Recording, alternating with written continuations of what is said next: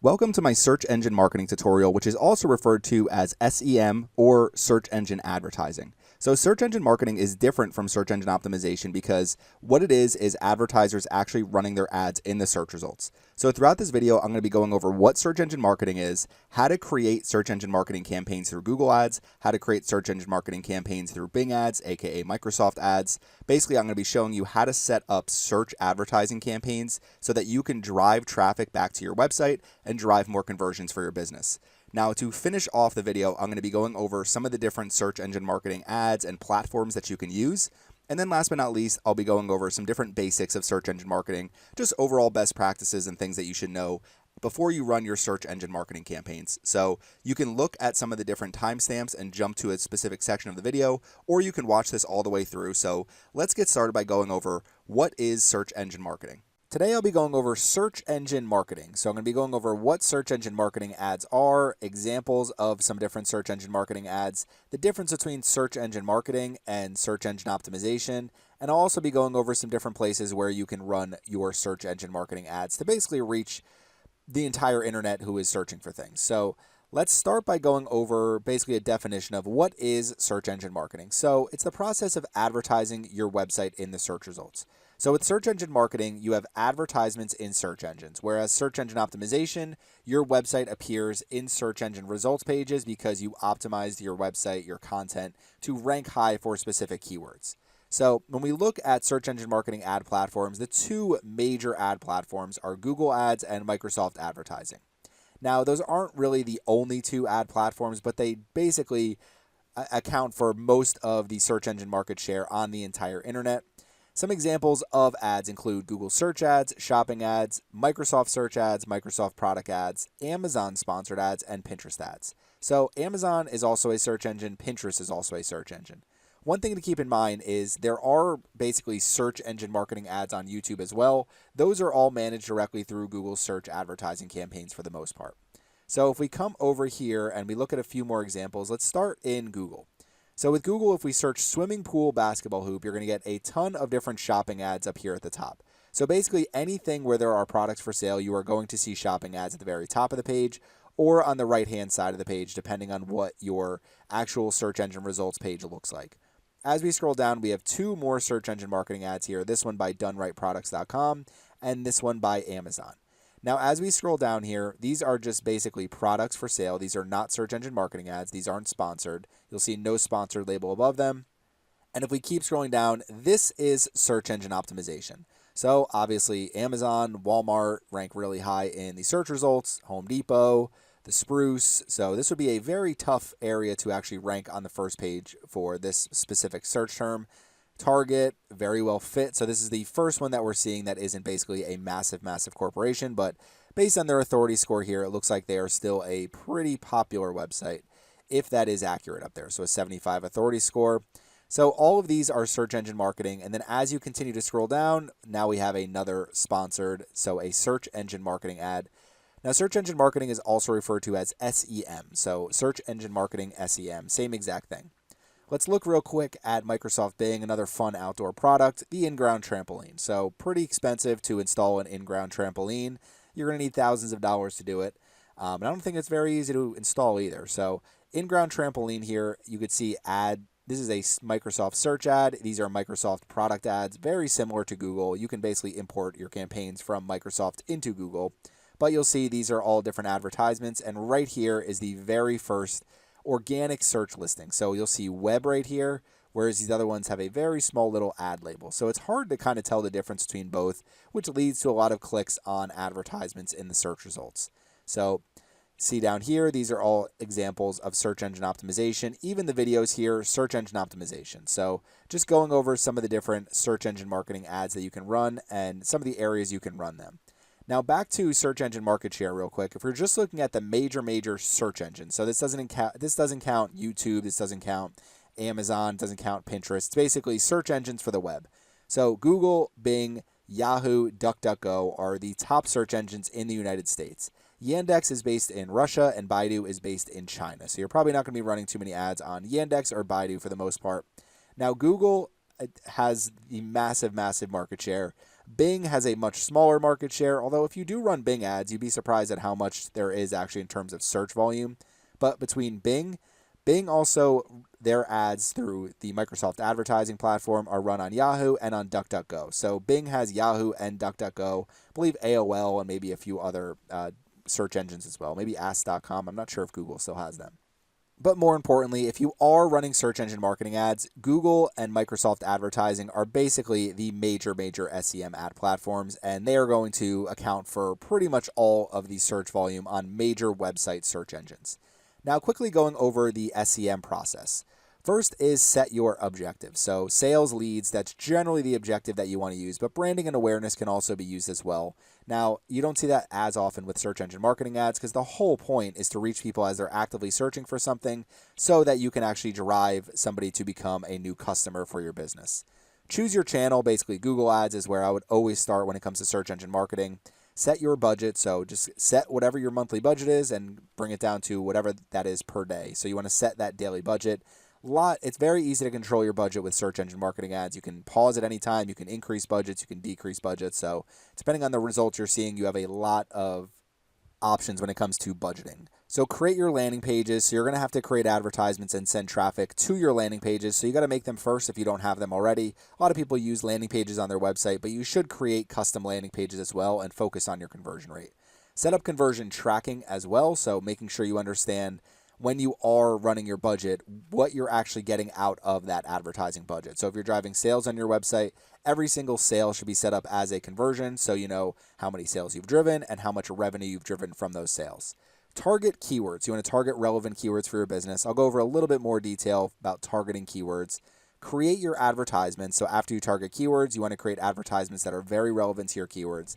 And then you're ready to launch your campaign test. Now, there are other steps involved in an SEM process. This is a basic overview of search engine marketing. What you want to do, last but not least, after you launch your campaign is optimize and maximize return on ad spend. When I put test here, that means testing the keywords you're targeting, adding new advertisements, testing different landing pages. So those are some of the different things you can test, as well as your overall objective and the channels you're actually using. So this is a basic SEM process you can follow. Now let's come back over here real quick and go over a couple more examples of search engine marketing ads, getting away from the Google and the Bing, going to Amazon.com. If I search for a soccer net and we scroll down here, the top 4 results are all sponsored. They're also all very relevant advertisements. So Amazon has a great advertising program as well. And you'll find that a lot of these sponsored results get the most purchases, and a lot of them have a ton of reviews. So it's not cheap to run ads, especially for lower priced products. And it can be difficult to actually have a positive return on ad spend depending on what your margins are. So don't just think, okay, I'm going to develop products and sell them on Amazon. You basically need to make sure that your cost per goods sold is as low as humanly possible so you can actually return a profit. Now, last but not least, I'm going to go over Pinterest ads real quick. I look up toy storage, scroll down, and we have over here, promoted by Wayfair, Martha Stewart Kids Living and Learning Storage Bench with Shelves Solid. So we keep scrolling down, storage box, desktop shelf drawer type multi-layer office storage box. So more of an office storage, but still storage nonetheless. And here's another one by IKEA. So little storage cubbies here. So these could also be used for toy storage.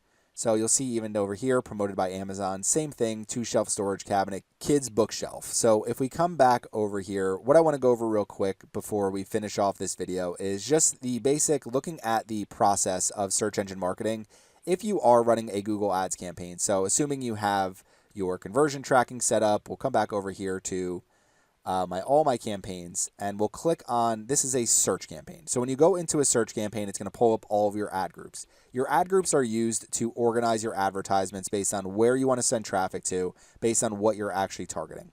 So if I have an ad group for shark bedding, for example, now this is for beachfrontdecor.com, I have 4 different keywords that I'm targeting in here: shark bedding, shark comforters, shark duvet covers, and shark quilts. And the ads that I'm running for these keywords, when somebody types in these keywords, now I have these paused now, but shark bedding, shark duvet covers, these are responsive search ads. So with responsive search ads, you could actually create up to 15 headlines and 4 description lines, and Google is going to create different ad variations until they find the most optimal ad variations for the keywords you're targeting. If we come over here to Google, we search for shark bedding, you'll see at the very top we have shopping ads. Now, shopping ads are targeted much differently, a little bit more advanced than search ads, where you have to actually create a product feed and upload it to the Google Merchant Center, and then use that product feed to actually target your advertisements for your shopping ads here. So it's not just something where you upload an image and whatever it is that's here. It's like you need to make sure that you have your shopping feed up to date, inventory stocked, everything like that.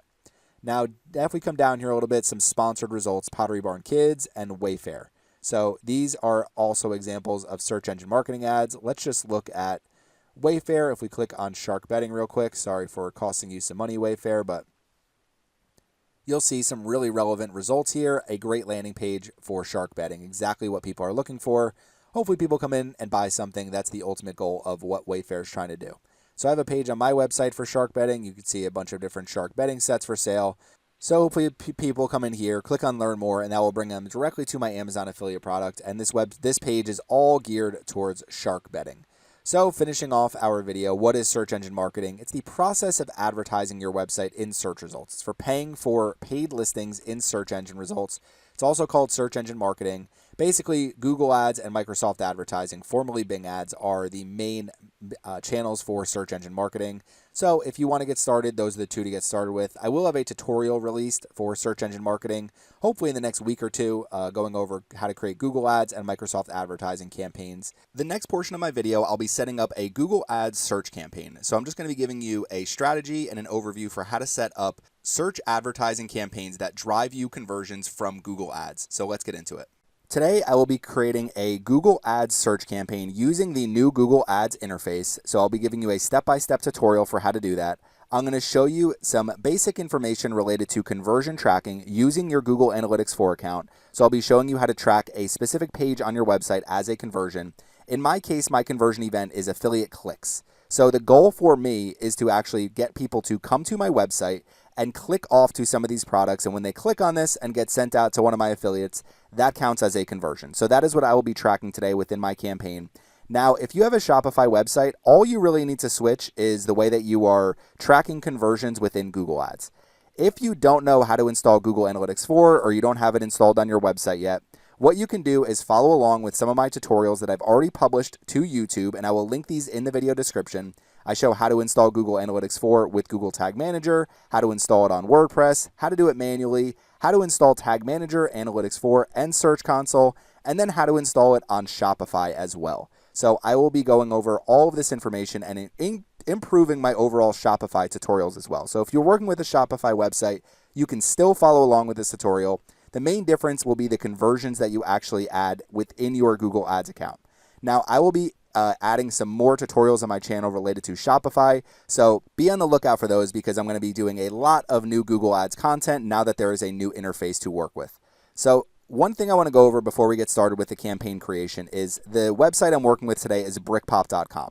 So within the Surfside VIP member section, I am going to be releasing a lot of information related to growing your website, growing an affiliate website. So I'll be growing brickpop.com. I'll be growing surfsideppc.com. So if you have a website where you're trying to drive more leads for your business, I'm going to show you how to do that as well.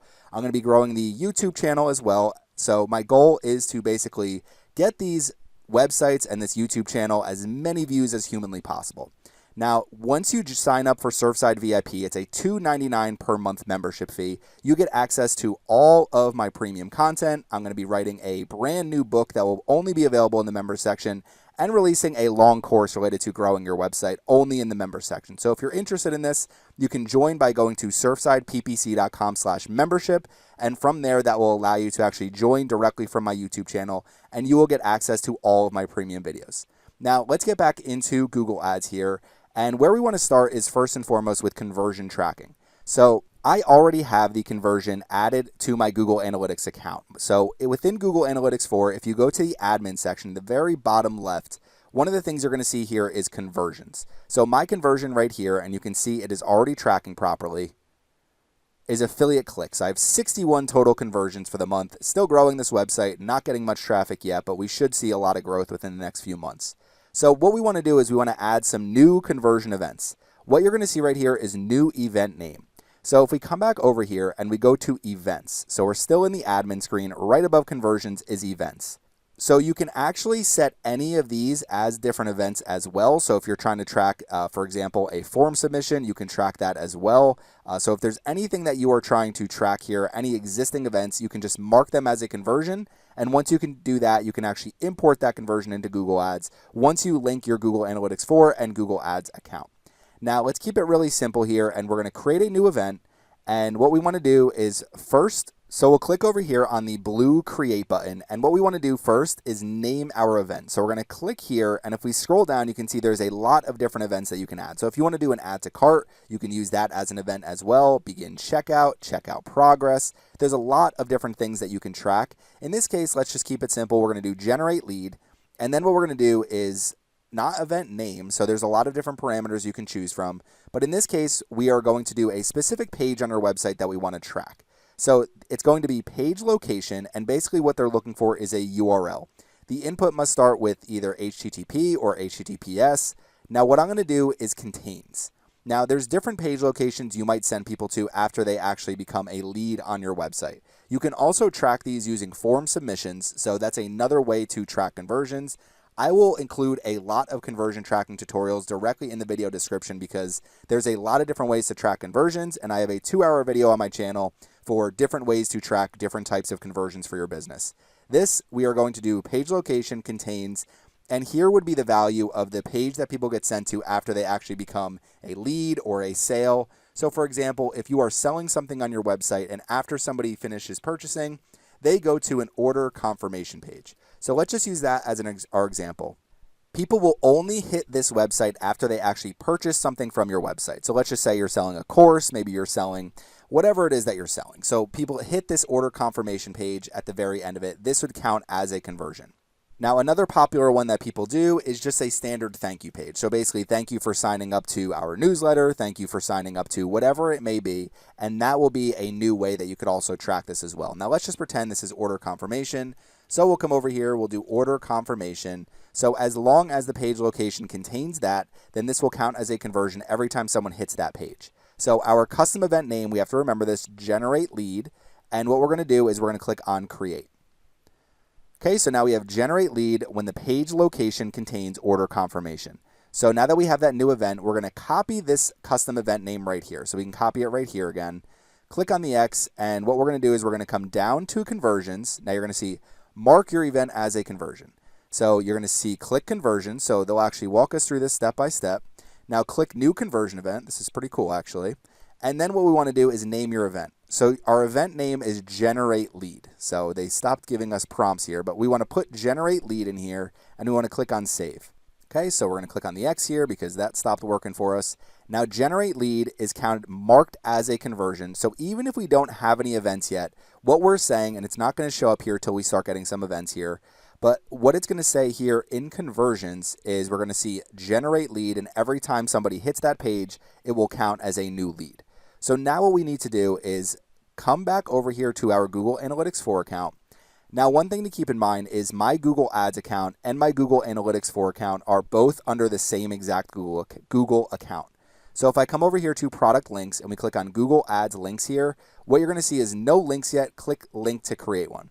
So we're going to click on link here, and you're going to see link to Google accounts that I manage. Choose Google Ads account, and now you'll see it's going to pull up this Google Ads account.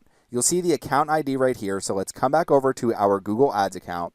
And if we come over here, just click on your profile picture up at the top right corner, 688-892-6244, coming over to Google Analytics. So that is the same exact account name. So select this here. So selected one, you can have up to 20 different accounts linked. So we can click on confirm. Now we can click on next. Configure settings. What we can do is enable personalized advertising. Yes. Enable auto tagging. So you do want to enable auto tagging. That allows us to actually track. So it's going to add a unique ID to the end of our destination URL. That allows analytics to track the details of each click. So basically it's called auto tagging. Auto tagging will be enabled on our Google Ads account, directly linked to the manager account as well. Allow access to analytics features from within Google Ads. Yes. So this is exactly how I would set it up, and click on next. And then what we want to do is review and submit. So just double check, make sure we have everything set here correctly, and click on submit. Okay, it's going to say it may take up to 24 hours for your Google Ads link to begin displaying data. It probably shouldn't, but sometimes it'll take a little bit longer with Google Analytics 4. The other thing we can do is create a remarketing audience. Now, this video is really going to be more geared towards beginners, so I will have follow-up videos to go over remarketing audiences, and it's definitely something I will cover within my Google Ads course if you are looking to really expand your Google Ads information, or Google Ads knowledge, really. So we'll click on the X here, and what we're going to do is we're going to come back over here to Google Ads. Okay, now that we're over here, now it's always weird working with a new interface, so I'm getting used to this as well. But if we click on the admin section, what you're going to see is linked accounts. So let's come in here to our linked accounts, and what you're going to see is your linked accounts and products. So right now we have Google Analytics 4 linked here, so if we click on manage and link, okay, so we scroll down here, what you're going to see is we have our property link, so this is the one that we just linked. Now, one of the things you're going to see is linked app and web metrics deactivated. So we want to activate app and web metrics. So click on activate here. So now we have this linked app and web metrics are activated. So generally I just refresh the page just to make sure that we have everything set up properly. And now what we want to do is we want to import our conversions. So coming back over here to our Google Analytics 4 account, we want to import our conversions into our Google Ads account. So we have two conversions here. So when we actually go into our Google Ads account, they should come up when we go to our conversions page. Now, conversions are going to be under goals. You're going to see conversions and measurement. So let's come over here to conversions. And what we want to do is we want to click on summary. So when we come into summary, you're going to see set up conversion tracking. We're going to do a new conversion action. Now, Google Ads has actually made it much easier to set up your conversion tracking when you do get started in here. So if you do come into new conversion action without doing anything else and you go to website, one of the things you can do is scan your website domain. So enter the URL for the website where you want to measure your conversions, and Google Ads will actually give you some tips for measuring conversions based on your website. So let's enter our website here, and we'll click on scan. Okay, so we scroll down here and it's going to say create conversions actions manually to access custom features. Your linked Google Analytics 4 account already has 3 events. You can import all events from your analytics account or import individual events below. So we can import all of these right now, but for right now, what I'm going to do is these 2 ones that are other. So affiliate clicks is really going to be my main one, but you can see how easy it is to import generate lead as well. So we'll import both of these. So first we'll start with our affiliate clicks. So conversion action added. Complete this flow to save your new conversion actions. So we'll import this one as well. So really that simple. And the next thing you want to do is click on settings. So within settings, we have goal and action optimization. Now my action optimization here is an outbound click. And what we want to do is add this to our account default goals to be a primary action used for bidding optimization. So secondary actions not used for bidding optimizations may be just some key pages on your website that you don't really want to optimize for. Basically, these are your primary actions should be your key performance indicators. So you may say a secondary action is something like an add to cart, because what you really want to do is use a primary action like sales, or even an extra step throughout the checkout process after somebody adds something to a cart. So that is basically the difference between a primary and a secondary action. Now our conversion name here, I'm just going to leave it exactly as is. So Brickpop Web Affiliate Clicks. Use the same value from your Google Analytics 4 property. Now, if I say, okay, every time somebody completes this conversion, it drives me through $30. Now, it doesn't, but let's just say, for example, it does. You can use the same value for each conversion, and this is definitely more popular if you are selling a course with a fixed price, or you have leads where you have data where you say, okay, every single lead that I drive is worth this amount to my business. What I'm going to do is just use the value from the Google Analytics 4 property, which will basically count 1 conversion every time there's a new conversion. It's going to say $1 US, but basically it counts it the same way it would count a lead. Now count every conversions to count per click or interaction. In this case, I'd rather use 1, because let's just say, for example, somebody comes to my website and they click on this one, they click on this one, they click on this one. Really, it's the same person that's continuously going to Amazon, so I'd rather count them 1 time than count every single unique conversion if somebody's clicking on a bunch of affiliate links. So let's come back over here to our Google Ads account. You want to do every for purchases, 1 for leads, signups, and other conversions, where basically you don't want to count the same person filling out your lead form as 2 different conversions, because it would be the same conversion. Engaged view conversion window. Select how long to track conversions after a video engagement. So this is just 3 days. That's going to stay right here. And then attribution is going to be data driven. So we're not going to change the attribution model. You can use a last click. So this gives all the credit to the last clicked advertisement. The data driven uses basically your entire account's conversion data, the entire conversion path, to give credit different places along the path. So if somebody converts on the final click, but they clicked on 2 ads beforehand, then you have an idea of, okay, this person clicked on 3 ads before they converted, and it gives you more information for the conversion path somebody's actually taking. So let's come over here and click on done, and now we have this conversion all set up.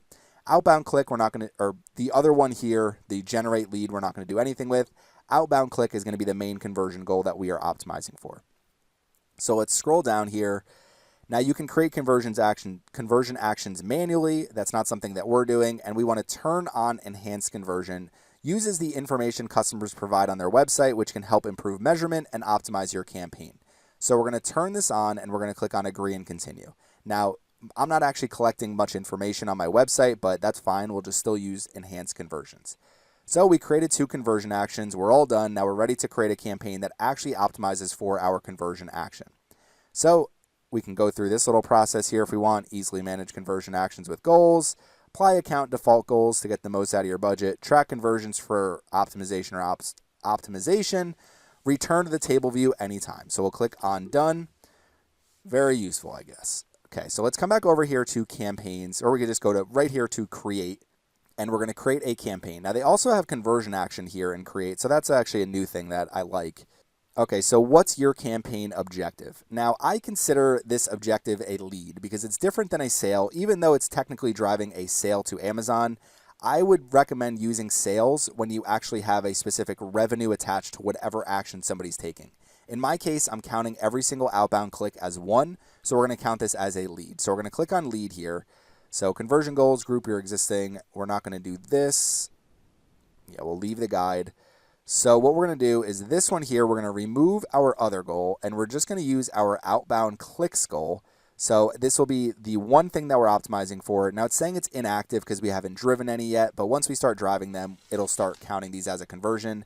As long as you're seeing conversions in Google Analytics and this is tracking properly, you shouldn't have any issues with how it's tracking within your Google Ads account.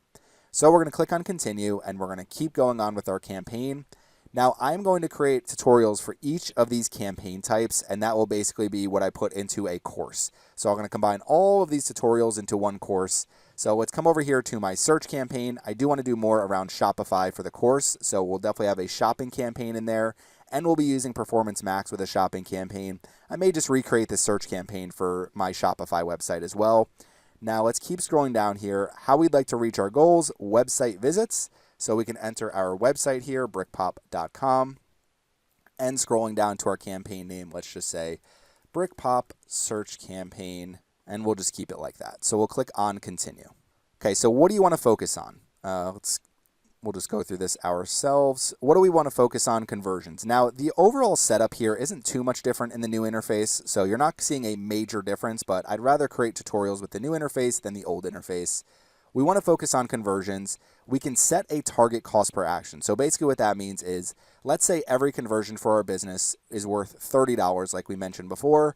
Then what we can do is set a target cost per action and say, you know what, I want to drive leads at $15 each. So that means that every time we're driving a lead, it's going to cost us $15 or less with our Google Ads campaign. Now, it's not always going to work out exactly like that for the campaigns that you're running, and it definitely is easier to set a target cost per action when every single action is worth more for your business. In my case, I'm just going to I want to focus on conversions, and I'm not going to set a target cost per action. I'll go over some alternative bid strategies after the campaign.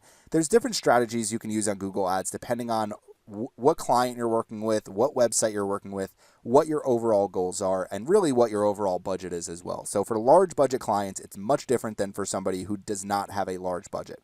So I will give you some different ideas for basically if you have a huge budget or a small budget.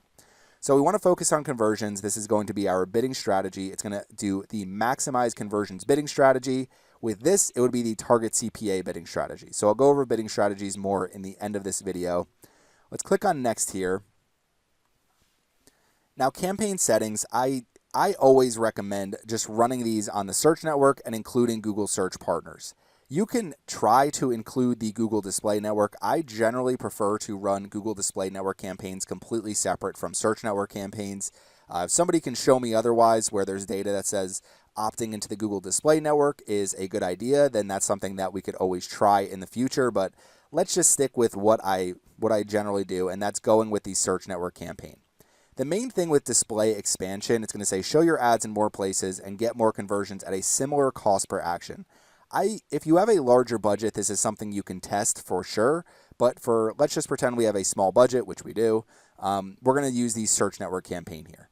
So we're going to scroll down. Now keep in mind, I'm not really intending to run ads for this website. The margins are so small for affiliate products in terms of toys and things like that. There's some affiliate products that you can run ads with, generally things with recurring revenue or with very high average order values.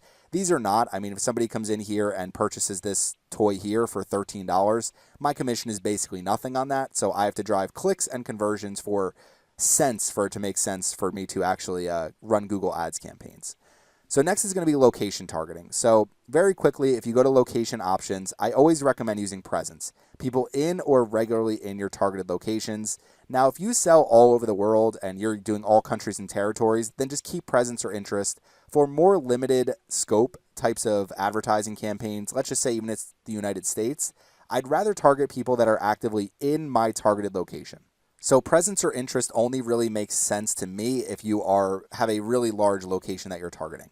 So if we do enter another location, you can actually search locations here, but I like to go into the advanced search and we can enter any location that we want. So let's just say Dallas. If you search Dallas, you're going to see a bunch of different options. Dallas, Texas, the city, Dallas, Fort Worth, Texas, the DMA region. So you see it's a larger reach when you're doing the actual market of Dallas compared to the city of Dallas, which is going to be basically this small area around Dallas. So we'll click on X here. Again, we'll just use our Dallas example for right now. So they have Dallas County, they have Dallas County, Alabama, Dallas County, other ones, Dallas, Georgia, things I didn't even know existed. And then what you'll also see is locations that include Dallas would be Dallas County, Texas, Dallas, Fort Worth, Texas, Texas, the entire state, and United States, the entire country. Now, I'm just going to target United States, but I just want to go over some of the different options for locations. There's more you can do with location targeting, and I will be updating my location targeting video this year as well. So we'll go through those in more detail in that video. But basically with that, you can target most locations just by seeing what I just did. So we're going to keep scrolling down here. Next is going to be language targeting. So select the languages that your customers speak.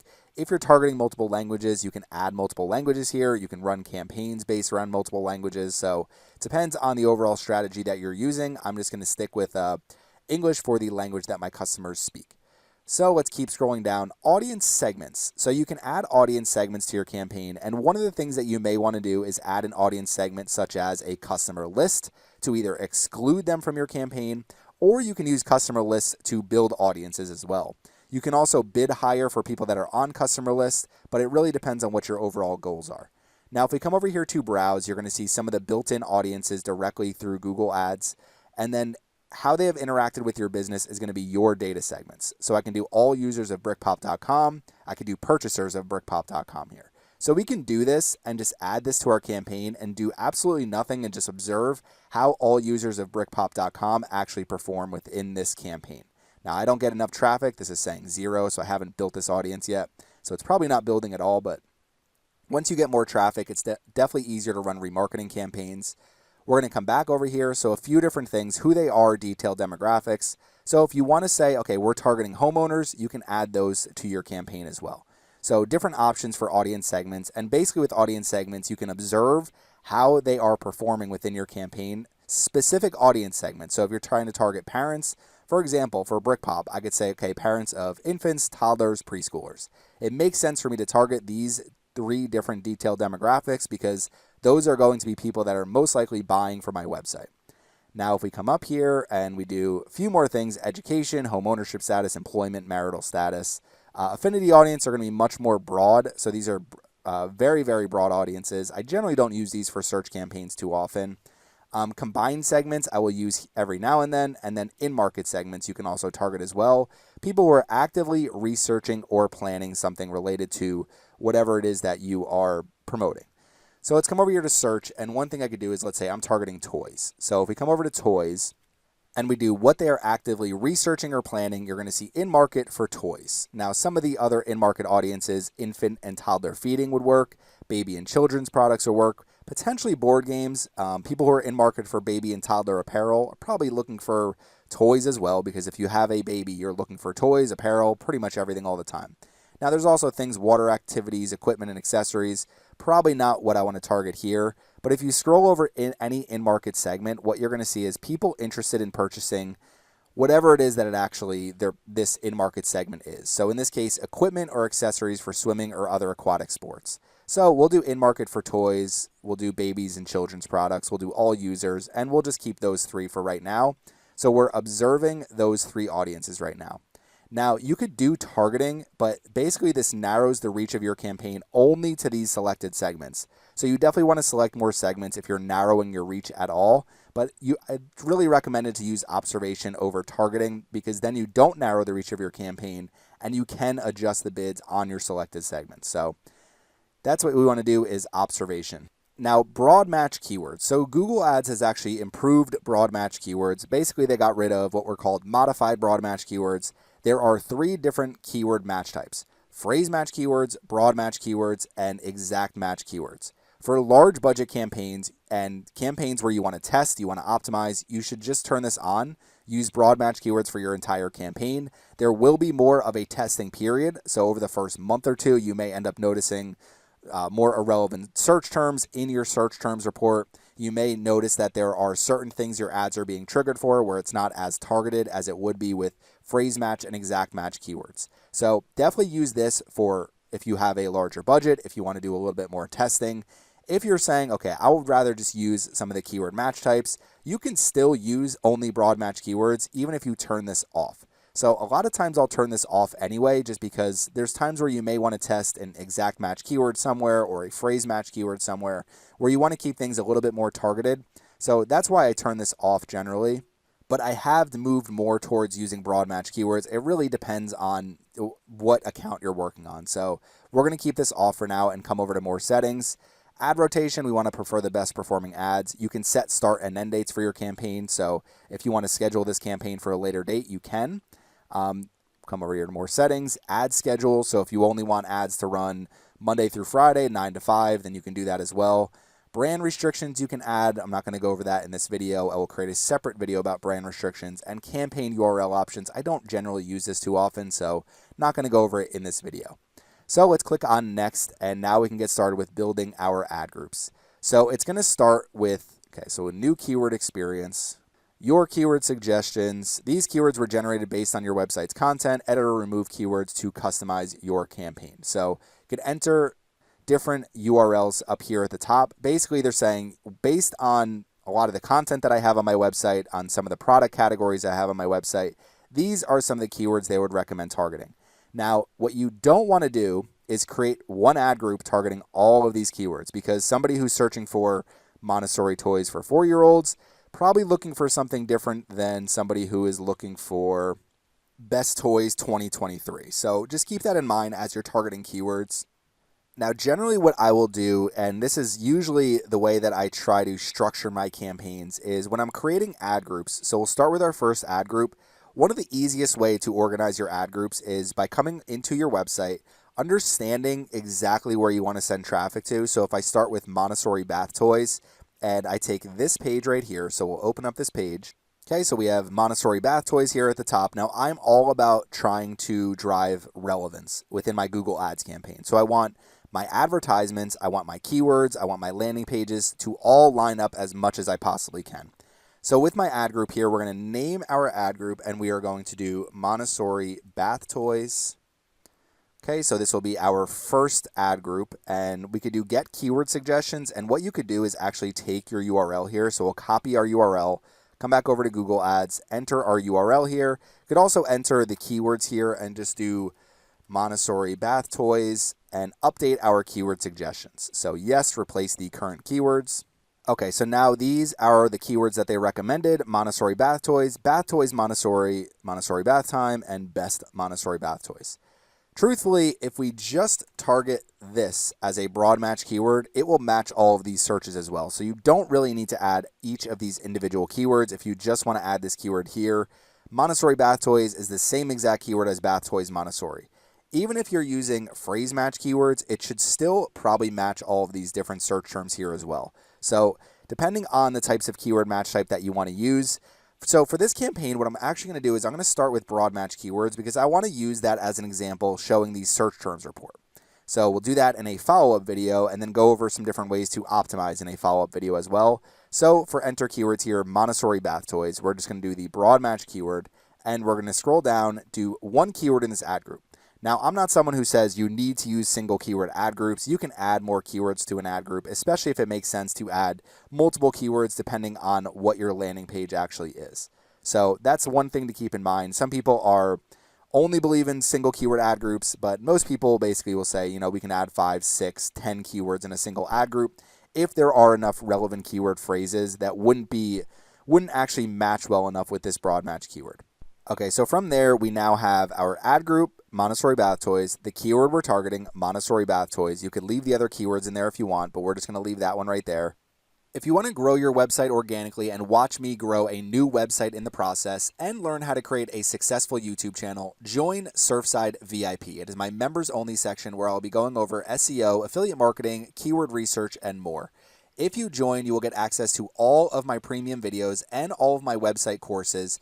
So join Surfside VIP by going to any of my videos and clicking on the join button at the bottom, or by going directly to surfsideppc.com/membership, which will bring you directly into the membership program. It costs $2.99 a month. It is less than $36 a year, and you will get access to all of my ebooks. You will get access to all of my courses. You will get access to everything that I create within the membership section.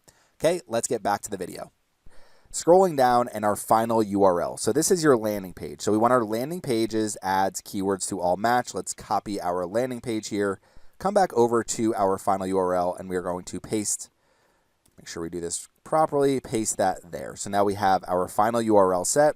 Display path, so brickpop.com/bath toys, basically just making our ad as relevant as possible. Headlines, we can add 15 different headlines. So these are responsive search ads. Google Ads is going to basically create a ton of different ad variations based on all of our headlines and our description lines. And then they'll use our display path as well. And then what we also want to do is create assets for our campaign. So that's another thing that we want to do. And we will go over assets at the very end of this as we're creating advertisements.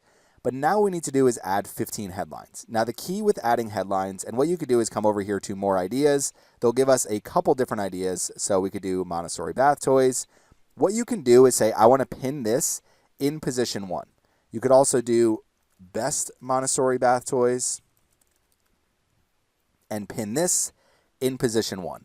Basically what that's doing is it's telling Google, we'll click on the X here, it's telling Google, I want that to be the first thing that people see, is one of these 2 different headlines when they search my keyword. So that's one thing that you can do. I generally don't pin too often, but in this case, we'll pin for right now. Sometimes it messes with the ad strength, but we want to make excellent ad strength ads.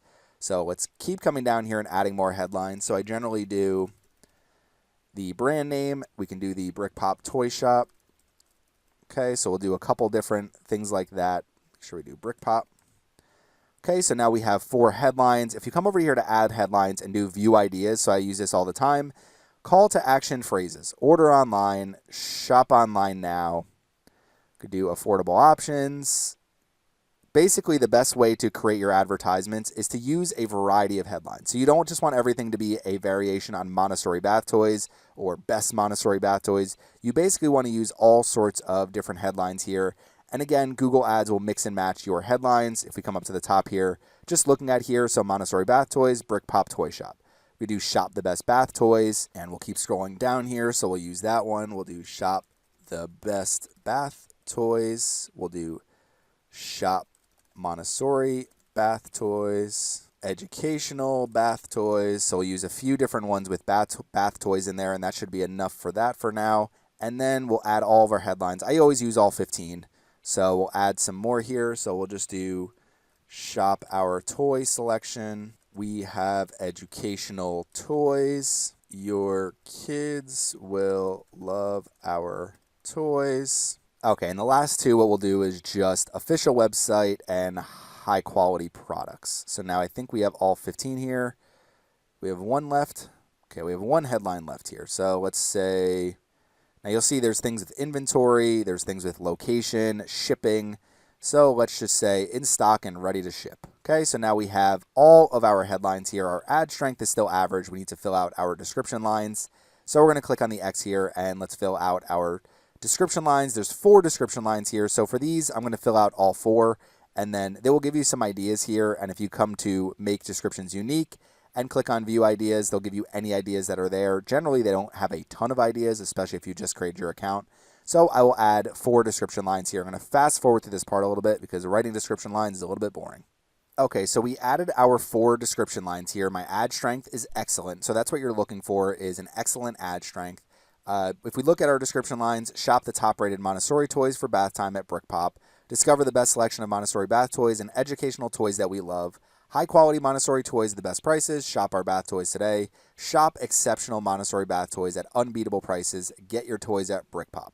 So we have an excellent ad strength. Now, one thing I want to show you is I remove these pins. If we put these pins back, show only in position 1, what generally happens is immediately your ad strength goes to average. So what we can do is just use maybe this 1 Montessori bath toys in position 1, still showing an average ad strength. So you can do this still. It really shouldn't impact your campaign performance. I'm just going to leave this wide open, and Google Ads should return some nice advertisements for us. This is the problem, is you don't want an ad like this, but generally they're not making ads that are like this when somebody's searching for your Montessori bath toys, because they want the ads to also match what people are looking for.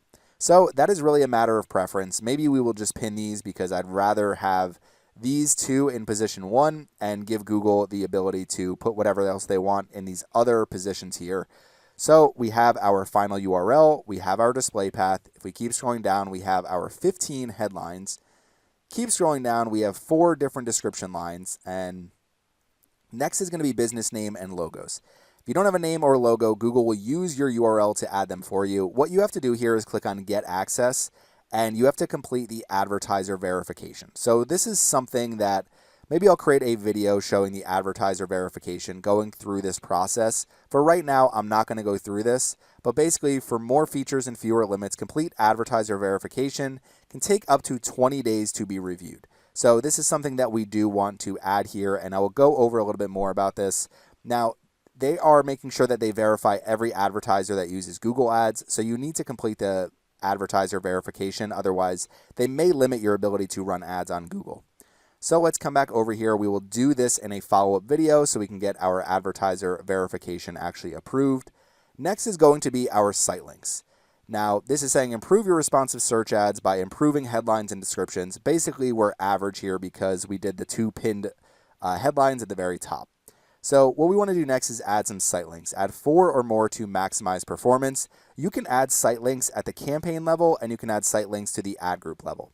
When we're creating our campaign, these are going to be added to the campaign level. So these site links will be used by every single different ad group that we have. And we can also add ad group specific site links depending on what it is that we're promoting. And some of the examples that I've used in the past is, let's just say we are targeting the keyword Montessori toys. What we could do is take some popular categories like Montessori math toys. We could do Montessori play gyms, Montessori puzzles, stacking toys, and basically take some of those popular categories and use those as our site links. In this case, if I'm adding them to the ad group level and my whole entire campaign is going to be more geared towards Montessori toys, then what we could do is we'll start with shop all Montessori toys. So basically give people the option to see all of our categories and subcategories for Montessori toys. You want to add your description lines here and your final URL. So we'll come over here. We will take our category page here, come back over to our campaign, paste this final URL. Let's write a couple description lines here real quick. Okay, so we have shop all Montessori toys, discover all types of educational Montessori toys that we love. Now, the best practice with site links is add a minimum of 4 site links to the campaign level. You should also add site links to the ad group level to basically increase your ad relevancy. If your entire campaign is based around Montessori toys, you could basically just set up 8, 9 different campaign level site links, and Google will show the ones that tend to perform the best. These aren't going to show for every single search, but usually if you have the top position, or depending on where your advertisement is, it'll show site links or other assets. Now, there's other assets. We'll go over those after we create our site links. I'm just basically going to set up site links, callouts, and structured snippets in this video, but I'll go through all the different assets here. So we have our first site link. I'm going to fast forward through this a little bit so I can add the other site links here, and then I'll go over and review what I added. Okay, so we have Montessori math toys. Kids can learn math by using our Montessori math toys. Links out to our final URL for that product category. Montessori stacking toys can help children learn how to build and balance. Links out to the correct URL here as well. And then we have Montessori play gyms. Get kids moving and active with our premium Montessori play gym. So you'll see our final URL here as well. Remove this at the end. We can add more site links, but creating 4 for now, we can click on create and we will add these to our campaign. So you'll see we can add up to 20 different site links for our campaign. So these are perfect. We're going to click on save. And now we have 4 site links added to our responsive search ads. Next is going to be callouts. So callouts are basically just quick bits of information. So depending on what you're actually promoting, it could be something like start a free trial. It could be things like free shipping, free returns. Basically, too long, but basically you're looking for different ways to highlight some of the different benefits that your business offers. So these are some of your unique selling points or some of the things that may cause people a little bit of hesitation before they go to your website and purchase from you. So you could do something like free 3-day shipping, something like that. So we'll add a few different callouts here. These aren't all necessarily truthful because I am sending people to Amazon affiliate products, although Amazon does offer some pretty good shipping options as well. So we could always say, free shipping over whatever Amazon, over $35 or whatever it is. So we'll add a few more call out texts here. Okay, so we have free 3-day shipping, improved child development, premium Montessori toys, and 30-day return policy. Now, I should get rid of these 2 here. Before I launch this campaign, I will change these call outs. Maybe we'll just do them different here, but you want to use some of the different benefits from your website. So huge selection of toys, all type. Okay, so we have huge selection of toys, improved child development, premium Montessori toys, top rated. Okay, we probably want to switch to this bottom one here. Let's do, okay, we have huge selection of toys, improved child development, premium Montessori toys, shop brick pop today. So we have our 4 different call outs here. We're going to click on save and we will apply these to our campaign now. And now there are more asset types. So that's all I'm going to go over for right now. Now promotions, if you're running any limited time promotions, you can see they have occasion here. So you could choose any of these different occasions that they have from the list. And then when you choose an occasion, you could set your language, your currency, the promotion type, so monetary discount, percent discount, up to monetary discount, up to percent discount. So if you do percent discount, you have a 10% off sale, which specific item, and then your final URL, promotion details on orders over a certain amount. And these will all show within your advertisement, however you set them up. So whatever promotion you're running, you could put these within your ads and you can add these to the campaign level. Prices, if you have fixed prices for certain things, you can come over here to prices. You're going to see the type is going to be the main thing you're changing here. So maybe it's going to be services and you enter your different services and how much they actually cost. So if you have fixed prices, you could do something like that. They also have, so over here, a qualifier. You could do from, up to, and average. So you could, even if you don't have fixed prices, if you have a range of prices, you could also use that as well. So calls, you can add a phone number to your ad. I obviously don't want calls for brickpop.com, but what you could do is enter your phone number and then you could actually set a conversion action with call reporting turned on. So if we come down here to advanced options, you can set a specific schedule. So if you're only answering phone calls during certain hours of the day, you don't want phone calls in the middle of the night, making sure that your phone call asset is only, or your call asset is only showing when you actually answer the phone. Now, structured snippets is something I could add for Montessori toys. Maybe we'll just do it quickly, but you'll see a lot of different options here as far as the header type. Amenities, brands, courses, degree programs, so destinations, featured hotels, models, neighborhoods, service catalog, shows, styles, and types. I could use types here and do things like math toys, bath toys, busy boards, and just enter all the different types of, so we'll do stacking toys, and we'll do something like sensory toys. Okay, so we can add those as different types for structured snippets. So you'll see here it's going to say types and then have all of those different types of toys that we have here. I could do Montessori math toys, bath toys, but this is probably a better way to set it up.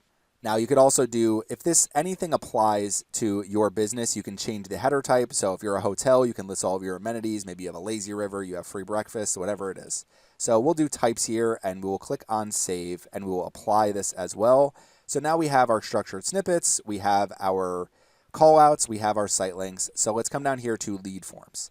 So lead forms, what you can actually do, you have to view and accept the terms. I'm not going to be actually setting up a lead form right now. So headline, business name, description, and then you set whatever questions you want people to fill out. Now, generally, the more you qualify someone, the better the lead's going to be. So if you're just doing name and email, for example, you're probably not going to get as high quality leads as you would if you do name, email.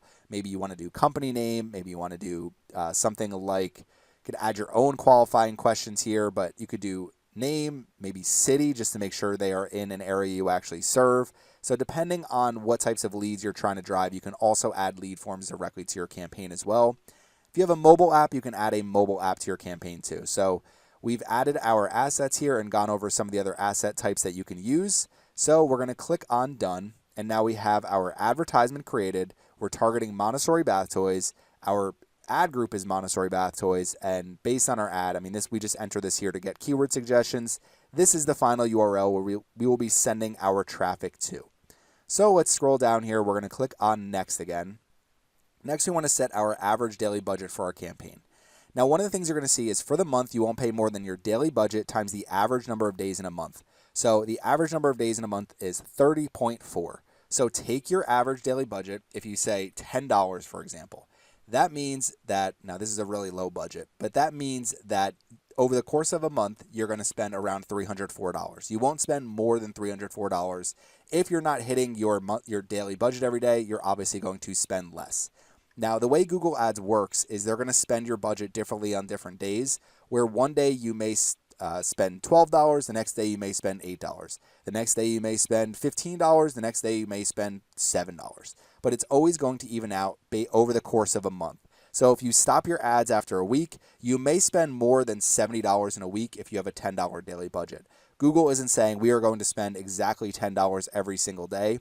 So just keep that in mind as you set your daily budget. But for this campaign, what I would probably do, obviously we need to add a lot more ad groups. We will do that after we launch our campaign. But what I would probably do is set a daily budget and start around $50. You could always start a little bit lower and then increase as you go. Now, again, this is not actually a campaign that I want to run for this business. So I'm going to set my budget pretty low throughout here, and we're just going to set an average daily budget. We'll just set $5 a day for right now. Saying advertisers commonly use a budget of at least $20. Obviously, $5 is way too low, but this is not a campaign that I really want to run because I'd rather just focus on organic growth for this specific website. So use the daily budget based on how much your monthly budget is. Divide your monthly budget by 30.4, and you have your daily budget. So your campaign is ready to publish. Draw more attention by adding at least 4 site links. We did do that already. Bidding is maximize conversions. Our goal is outbound clicks. An objective of leads. Budget is just saying is too low. Networks, Google Search Network search partners. We have some audience added. Broad match keywords. So you can turn this off if you want. You can still use different keyword match types. If you turn it on, then your campaign will only use broad match keywords. So let's publish this campaign. Okay, so you're going to see your ad groups are under review. As soon as your ads are approved, they'll be eligible to start showing to customers. So we have our campaign created. We have a policy review. It's saying in progress, 1 to 2 days. Generally, for a new account, it's a little bit longer when you're launching a campaign, but they usually approve everything and have everything running pretty quickly. If you want to, while you're working on your campaign, make sure that you're not spending your entire budget on the one ad group that we've created. Now, if we do come into our ad group, so you'll see at the very top, it's view filter. So it's saying all campaign. We're looking at our Brick Pop search campaign that we just created. Our ad group is the Montessori bath toys. And under campaigns here, what you can do is click on ads. So this is going to open up your ads. It's going to say you're viewing data between whatever your data is here.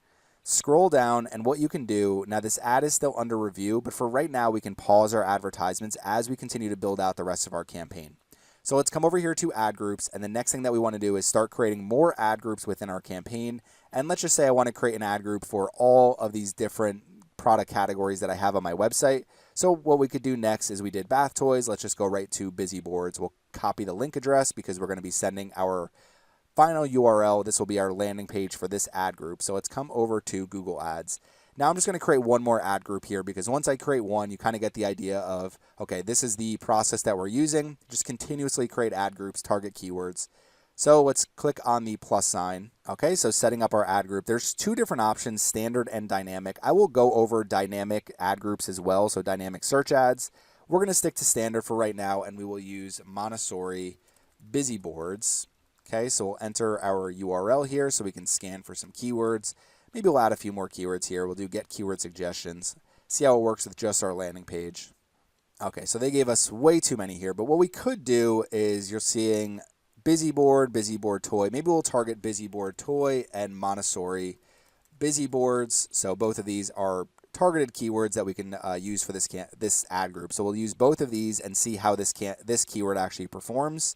So we'll scroll down, save and continue, and now we're going to create our ads again. Now, generally when you create your ads, it's going to pull in all of the information from your other ads. So you could do this pretty quickly by just basically going up here and doing, instead of Montessori bath toys, we will do Montessori busy boards and just copy and paste this everywhere we had our bath toys. Obviously, if you have anything specific to whatever your previous headlines or description lines were, then you want to change those as well. So, BrickPop, shop the best busy board toys, shop Montessori busy boards, educational busy boards, shop our toy selection. Okay, we'll do shop our busy boards here. Keep scrolling down, official website, in stock, ready to ship. Make sure we don't have any bath toys still listed here. Okay, so we're all good there. Our display path, we want to do busy boards. Make sure we have the right landing page. We do not. We are going to come back over here and get we're still on bath toys, get the correct landing page here, come back over to our campaign and enter our final URL. Okay, so we have our final URL there, and now we're going to keep scrolling down. Okay, ad strength is poor right now, probably because our description lines don't match our headlines. So let's just take shop the top rated Montessori toys, and we'll do and busy boards at BrickPop. Discover the best selection of Montessori busy boards and educational toys that we love. High quality Montessori. Shop our busy boards today, and then shop exceptional Montessori busy boards. So make sure we have this all correct here. At unbeatable prices, get your toys at BrickPop. Now our ad strength is poor, probably because we have these pinned. Let's see what happens if we unpin these. Still poor. Include popular keywords in your headlines. So they don't have any headline suggestions. Add more headlines. No suggestions here. If you're seeing poor here and you feel pretty good about the ads you created, so my final URL is Montessori busy boards. Display path includes my keyword. Basically everything here looks very targeted. A lot of times when you're building ads, this will show poor in here, even though it is an excellent ad, just because it's not updating what this is actually showing. So that's perfectly fine. We'll pin these in position 1 because I think it makes more sense to have these in the position 1 on our advertisements. Don't use this as basically I have to have an excellent ad strength to create my ads, because you'll sit here all day sometimes and it just won't update even if your ads look good. Now sometimes what I'll do is a quick Control F and just make sure, or Command F if you're using a Mac, just make sure it doesn't say bath toys anywhere on the page. Okay, so it's saying 1, but it's not showing it. So I don't think there's any bath toy keywords here. I usually check at the very end. Now what we could also do is add some more site links here or some more asset types. We could do these at the ad group level as well, so I'll show you how to do that after we finish. So let's click on done. We have our Montessori busy boards here. Click on save and continue. Okay, so now we have our 2 ad groups. Couple different things that I would recommend. Now for Montessori busy boards, one of the things that you can do is we have our 2 keywords here. Let's come over to our ads first and foremost. One of the things that you can do, and we're going to pause this for now, is we can take this advertisement, come over here to edit, and we can copy it and we can paste it. Okay, so we're going to select our search campaign. We are going to be doing our Montessori busy boards here, clicking on done. We can pause new ads after pasting. If it already exists in destination, we're going to create a duplicate and click on paste. Now what we can do is if I come back over to my website, I actually have a blog post that is very similar to the product category page. Almost hoping my blog posts rank rather than the product category pages, but we'll go based on whatever has the highest conversion rate. And with Google Ads, what we can do is we can actually test this page where we have 18 Montessori busy boards. Again, you can see me creating this content. I still need to add descriptions here for these products, but you could see me creating this content through the members section. If you go to surfsideppc.com/membership, you can join right from this video. There's a little join button right underneath. Promise you it's going to be worth every penny if you're trying to grow your website. So We have 18 different products here. I'm eventually going to list some of the products from my actual product category page for Busy Boards here as well, but we'll take this URL, and all we're going to do is we're going to come over here. So this pasted our ad. This is our new advertisement is bold, so we're going to click on edit. And all we need to do, so we're basically A/B testing this advertisement. All we need to do is update this final URL. So we update the final URL to this other one, and now what Google Ads will do is send traffic to this page and send traffic to our product category page. Whatever performs better is going to be the winning ad. So generally, in what I've seen when I have ran campaigns like this, is the product category is going to, okay, so just showing us back to campaign, just seeing what some of these guides are here. Now, this is the first time I'm using this within this account, so they're showing me all of these different guides. But now we have two different ads here, basically two identical ads here with two different final URLs. So we can test our landing pages that way. Now, I think you can create a total of 3 responsive search ads per ad group. I generally don't run more than 2 because even if you have 2 and you're using unique headlines, maybe one you're focused on more promotion, one you're focused more on selling your actual products or your services, even if you have 2 different advertisements, I mean, that gives you access to 30 headlines, 8 description lines, and Google Ads is going to test all of those where you generally don't need a 3rd responsive search ad. In a high budget campaign, there's no downside to running a 3rd responsive search ad as well, but test one thing at a time, whether it's advertisement or a landing page. You can't test a bunch of things at once. Now, the next thing I want to go over is we are in our ad group Montessori Busy Boards. If we come over to our ad group again, and we are looking at our Montessori Busy Boards ad group, click on assets and go to our assets here. There are certain assets you can add to the ad group level. So if we click on the plus sign here, and let's just use site link as an example. Now, some of the things we can get, we need to complete our advertiser verification. So I'll go through these later on. You could also add locations. So if you have a specific address, this will pull in from your Google business profile. And you definitely, if you have a location, want to add that there. If you're running a promotion, again, add that. If you want leads, add those. There's a bunch of different assets that will only improve your campaign performance. Let's choose site link here, and to the ad group level. 2 unique site link assets are required for site links to show in your ads. We already have 4. It's going to say to maximize performance, add 4 or more.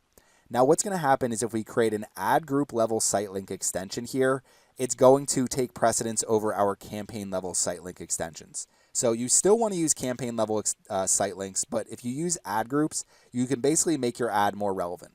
Now, in this case, I'm using the Montessori Busy Boards example. So it's really, there's not specific pages that I'm like, I need people to go see some of these pages. But what I could do is just say, you know what, I want people to be able to see maybe something like Montessori puzzles. So we can say, let's add Montessori puzzles because Busy Boards, puzzles, somewhat similar, not exactly, but we can copy this link address just to go over the example. We will enter this as our final URL. Montessori puzzles here, and we will add this as an ad group level site link extension. Now, I would probably just still add this to the campaign level, but just want to use this as an example. There's certain times where ad group level can be much better. So in the example that I've used in the past, if you have all sorts of different ad groups and you're running for a home decor brand and maybe one of your ad groups is targeting bedding, then at the ad group level, what you want to do is some things like duvet covers, quilts, sheets, throw pillows, blankets, so things people may purchase along with bedding. So that's just one way to kind of look at your ad group level site link extensions are very relevant pages to whatever your ad group is targeting. So we'll use Montessori puzzles here, and we will do, okay, so shop the top rated wooden puzzles and Montessori shape puzzles. So we have our final URL, and we will click on save. Okay, and what you're going to see as we scroll down here, on this level here, we have campaign, and now we have Montessori puzzles at the ad group level for Montessori Busy Boards. So just another way to make your ads more relevant, another way to improve campaign performance. Now, let's come back over to our search campaign. A few different things that I want to go over really quickly with our campaign. Now, one thing I want to do is just make sure all my ads are paused here. Okay, so we have all of our ads paused. Now, what I want to go over is first, if we come over to our actual campaign itself, so we're within our search campaign.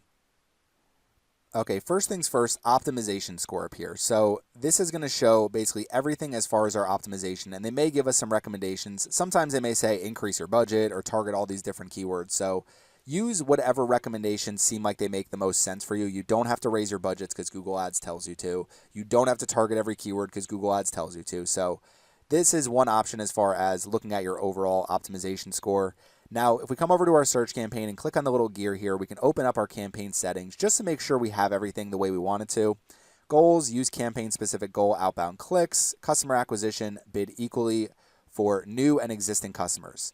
One of the things you can do is only bid for new customers. Now, this is saying this campaign will not run. You need to have an audience segment with at least 1,000 active members in at least one network to turn off this setting. So I can't actually do this, but if you do have a lot of customers and you're really focusing on new customer acquisition, you can create a campaign that only focuses on new customers. So that's one thing to keep in mind for larger businesses. Leads is going to be my objective. Technically, it's affiliate sales, but basically I'm just tracking outbound clicks as a lead. Bidding strategy is one of the things I want to go over. Now, overall, this is all the way that I want it to be. So we have all of our settings good to go. All ads are under review. Hopefully we get approved here. Okay, now next what I want to go over are bid strategies. So for a campaign like this with a really low budget, one of the things you may want to consider doing is setting a bid limit. Now, if we come over here to our tools here, you're going to see budgets and bidding. Few different things that we can go over here. Shared budgets. You can actually share one budget among multiple campaigns. So let's say you're running a search campaign, a shopping campaign, a performance max campaign, and you want to spend $100 a day. You can use a shared budget for those campaigns. Bid strategies here. What I want to go over really quick with bid strategies is we can create a portfolio bid strategy and apply it to our campaign. Now, what I can do here is say target CPA, and if we scroll down here to advanced options, you're going to see minimum bid limit and maximum bid limit. Keep in mind that setting a maximum bid limit is going to keep you from actually joining specific auctions. So if the average cost per click for a keyword like Montessori math toys, for example, is 75 cents, there may be a threshold where if you're not bidding enough, you're just not going to enter the Google Ads auction. So it really depends on what your competitors are bidding. You cannot set too low of a maximum bid limit, otherwise your ads will never show up. So if I'm targeting a keyword like injury lawyer, you may have to bid very high. I would not recommend setting a maximum bid limit, and if you do, you have to make sure it's much higher than the average bids that people are actually using.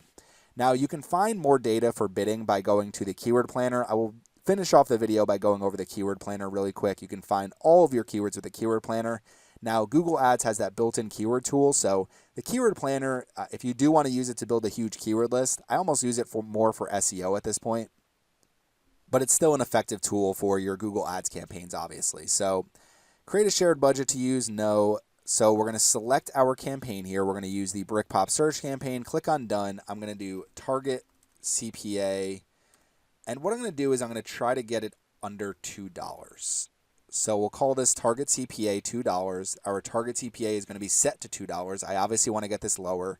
Now, every click out on these affiliate links are definitely worth way less than $2. So not the greatest example for this type of business, but if, for example, every single lead, we've gone over this, is $30, set your target CPA, $15, $10. Your goal is to get it as low as possible. So you obviously want to run a revenue positive campaign where you have a positive return on ad spend.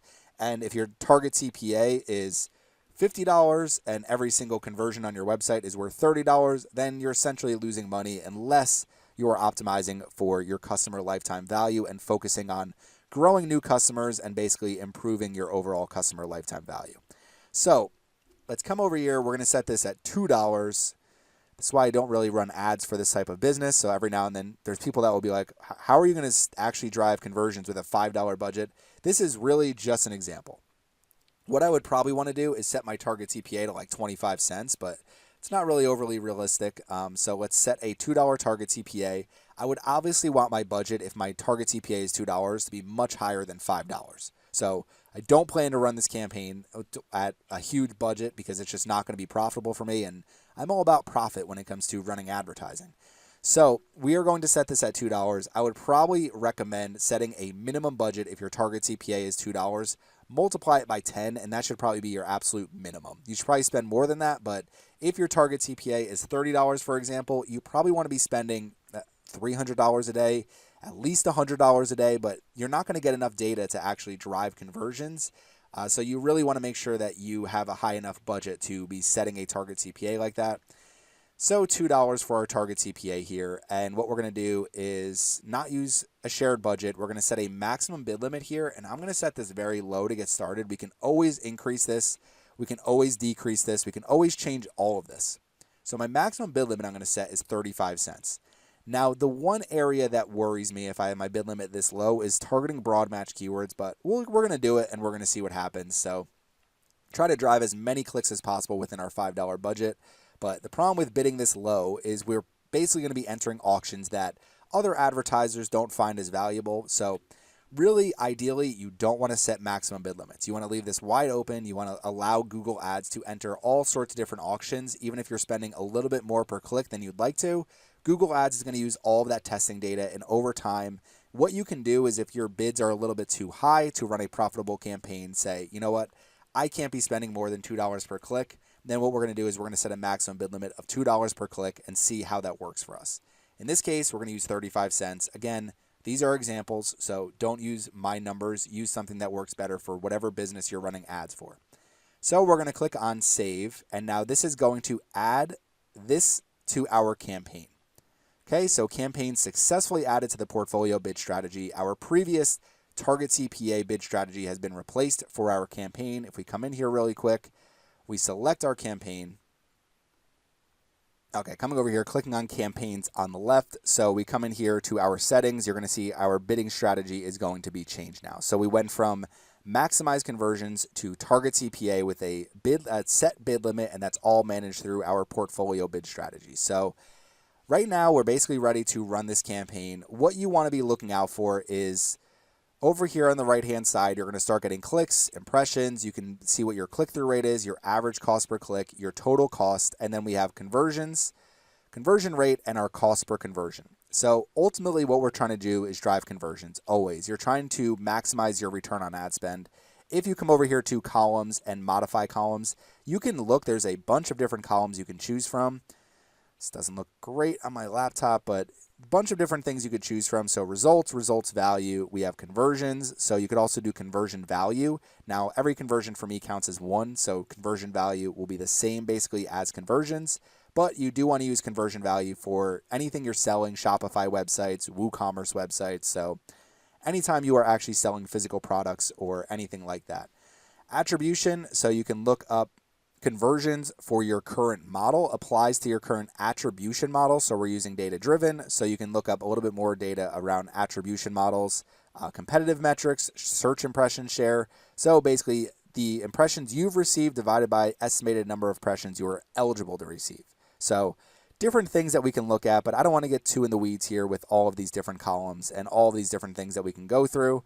So for right now, what you want to continue doing is we come over here to the ad groups for our campaign, and the goal is to build out as many ad groups as possible for your business.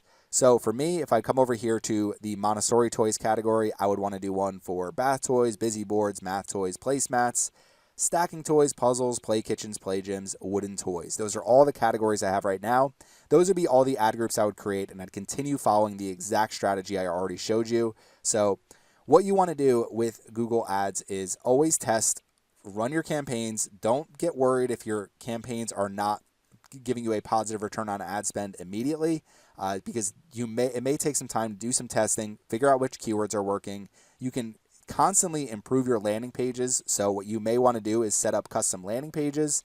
Whereas you send people to a page like this, you can also create a custom landing page that looks a little better on mobile, where people will get in there.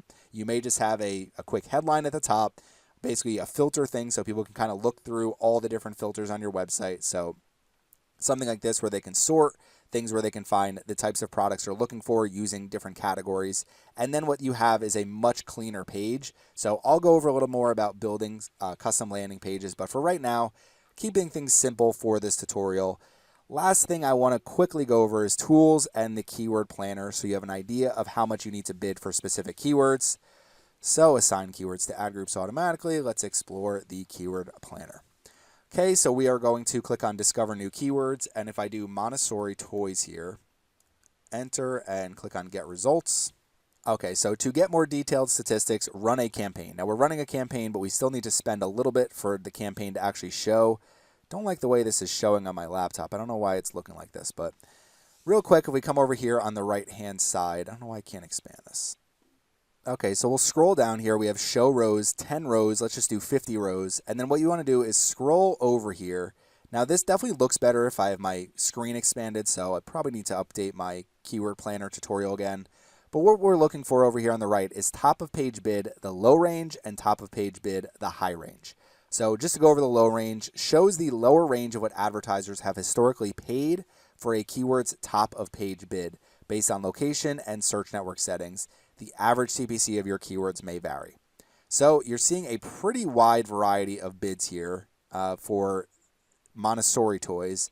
One of the keywords we're targeting is Montessori busy boards. So if we scroll over, you're going to see top of page bid on the low range is 34 cents. I set my maximum CPC bids to 35 cents. So clearly the main thing for me is I need to make sure I have the strongest ads possible so I can maximize basically my overall ad rank with limited bids. So the best thing you could do for that is create a really organized campaign with really organized ad groups, which I feel like we've done already. But for right now, what we want to do is run this campaign for a little bit, see how it performs, and we will go from there. In the next portion of this video, I'm going to be going over Bing Ads campaigns, aka Microsoft advertising campaigns. So I'm going to be showing you how to set up a search campaign in your Bing Ads account so that you can actually target people who use Yahoo, Bing, DuckDuckGo, and AOL.com, and we're going to be able to drive people back to our website who are searching our targeted keywords. So let's get into it. Okay, I'm going to be doing my Bing Ads / Microsoft advertising tutorial. This is going to be really just building a search campaign and some best practices when you're building a search campaign. This is a beginner's tutorial, so if you're an advanced advertiser, this is not for you at all. I'm going to have more advanced videos coming out as far as Microsoft advertising, including an e-commerce series with Microsoft advertising as well, because it's such a good channel for e-commerce, and I don't think enough companies use it that are in e-commerce. So let's get started here, and you need to first create your Microsoft advertising account. The other thing you need to do is complete the advertiser verification. And then when you do actually join Microsoft advertising, I would recommend using what's called expert mode. So expert mode is what I'm in. You don't need to be an expert to be in expert mode. It just gives you more control. There is a smart mode. I truthfully never use smart mode, so I would recommend just using expert mode, and that's going to be an option when you do set up your Microsoft advertising account. And then once you come in here, just set up billing and make sure you complete all of your business information, and you should get to a screen that looks like this eventually. Now, when you get to a screen like this, the very first thing you need to do is set up conversion tracking. So whatever the key performance indicators on your website are, that is what you need to track. Now, in this case, I'm not going to be going over exactly how I set up my conversion tracking, but I'm going to show you a few simple examples for setting up conversion tracking using Microsoft advertising. If you're looking for a resource for setting up Microsoft advertising or Bing Ads, basically we use these terms interchangeably. Most people still search Bing Ads and still refer to it as Bing Ads, so I call it both. So if you hear me say Microsoft advertising or Bing Ads, it means the same exact thing. But a very good resource, quick, easy article and a video is how to add conversion tracking for Shopify for Microsoft ads. So I'll put this link in the video description because it's helpful, and then you have a video here. If we scroll down, it's very, very simple. You go to your Shopify store, select checkout, go to order processing, stop at additional scripts, add your universal event tracking tag. So that is going to be something I'll show you in a minute. Under conversion tracking, and then what we're going to do is switch back to the Shopify admin tab, paste the code in additional scripts. Tracking revenue, you just need to copy the code below underneath your UET tag that you placed in additional scripts. Click on save, and it will now report conversions and revenue back to Microsoft Ads for all your campaign types. That allows you to actually optimize your campaigns to drive you more revenue. So if you have a Shopify website, you're following along with this tutorial, which you can. This is going to help you create a search campaign. It just won't help you show anything with shopping or Performance Max, but it will help you create a search campaign, and you can make sure that you're setting up your conversion tracking properly. Now, what I would recommend doing is using Google Tag Manager, and it's easy to set up specific events. It's easy to add your universal event tracking tag there, so you can see mine down here, and I'm going to show you how to do that in a minute. So what I'm going to be doing today is running ads for my website, brickpop.com. We're just going to be going to the shop and sending some of the traffic directly to the shop pages. This website is purely an affiliate website. So it's not something where I'm actually driving sales. I'm just trying to drive people to click off my website to some of these affiliate products. When people click off to some of these affiliate products, it actually counts as a conversion. Now, setting this up is a little bit complicated for me, but it's not really something that's going to be useful for you if that's not your main goal. So I'm going to show you today the two different main options for tracking your website conversions using Microsoft Advertising. So let's come over here first and foremost. We're going to go to Tools, and the very first thing is your UET tag. I need to make sure your UET tag is installed. So if we click here, you can actually see my tag ID right there. Let's come over to Google Tag Manager. When you go to your workspace or your tags and you click to add a new tag, tag configuration, search Microsoft, and it'll come up right here, Microsoft Advertising Universal Event Tag. What you're going to do is leave this as it is, leave this as it is, and then you just need to take that tag ID that we had. So coming over here, copying our tag ID, and then pasting it right there. Scrolling down, triggering it on all pages. So now that puts the UET tag on every page on our website. You click on Save. So we'll just do example UET tag. I don't want to add it twice.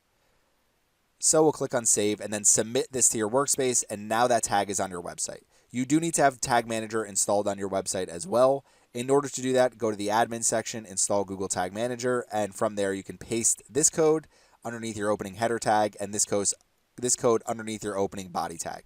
I have tutorials on my channel for how to install Google Tag Manager on Shopify, how to install Google Tag Manager on WordPress.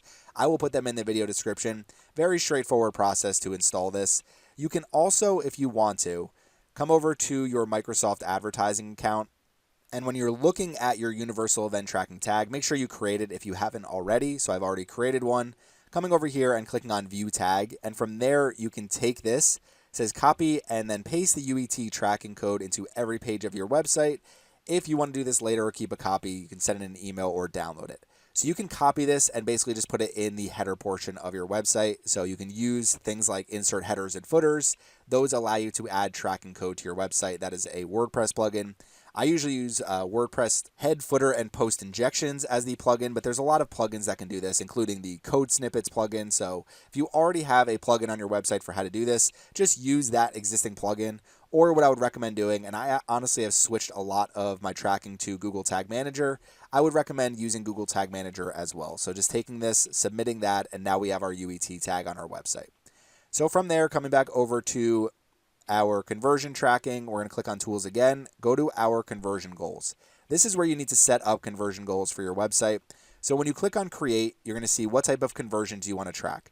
Mobile app install, offline, you can actually import conversions directly into your Microsoft Advertising account, or we'll click on Website, click on Next.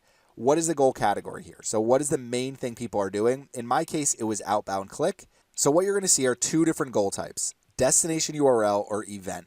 Destination URL means tracking a thank you page on your website. So if you have a specific surfsideppc.com/thank you, in this case, I'm in my Surfside PPC account. I'm going to be using this example for brickpop.com. I'm not actually running this campaign. But again, the process here is set up our conversion tracking and then create the campaign. So once your conversion tracking is set up, you can follow my exact campaign tutorial that's going to be starting in a few minutes. So goal type here, either destination URL. This is the easiest way to do it, is just name your tag. Just do your destination URL, and you can literally do contains. And if you're sending people to a thank you page, you can enter a thank you page. If it's some type of order confirmation page, so after somebody completes an order on your website, send them to that order confirmation page, and you can even set a revenue, and you can say each conversion has the same value and set that here. You could say conversion action value may vary, for example, by purchase price. Now this is where you're going to see you're going to need to customize your UET tag tracking code to report variable revenue. This is not something I'm going to be going over in this video, but I do want to create a separate Bing Ads conversion tracking video, so that is something that I do have in my pipeline coming out. But if you do set destination URL, at the very least, you can track every time the conversion action happens. And if you're not able to pull in that conversion action value, what you can do is basically just say, okay, the average order on my website leads to, let's see, is an $80 order. You can always just set $80 here and say, okay, that is going to be what the value is of every conversion action when someone purchases from my website, and you'll at least get a rough idea of how much your actual website, or how much your conversion is actually sending in terms of revenue to your website. So that is one of the options there, is basically setting up a destination goal. Next, if we come back over here, so we'll click on Create again, Website, Next, Goal Category. So let's just say it's Submit Lead Form Event. Track every time someone completes a specific action such as subscribing to a newsletter, downloading a white paper as a conversion. In this case, if I click on next and we open up on Surfside PPC, this is just my services page. Need to improve this page as well, but let's just say I want to track every time someone clicks the submit button. So what we could do here is we can come over, we can name this, so we'll just say sample conversion.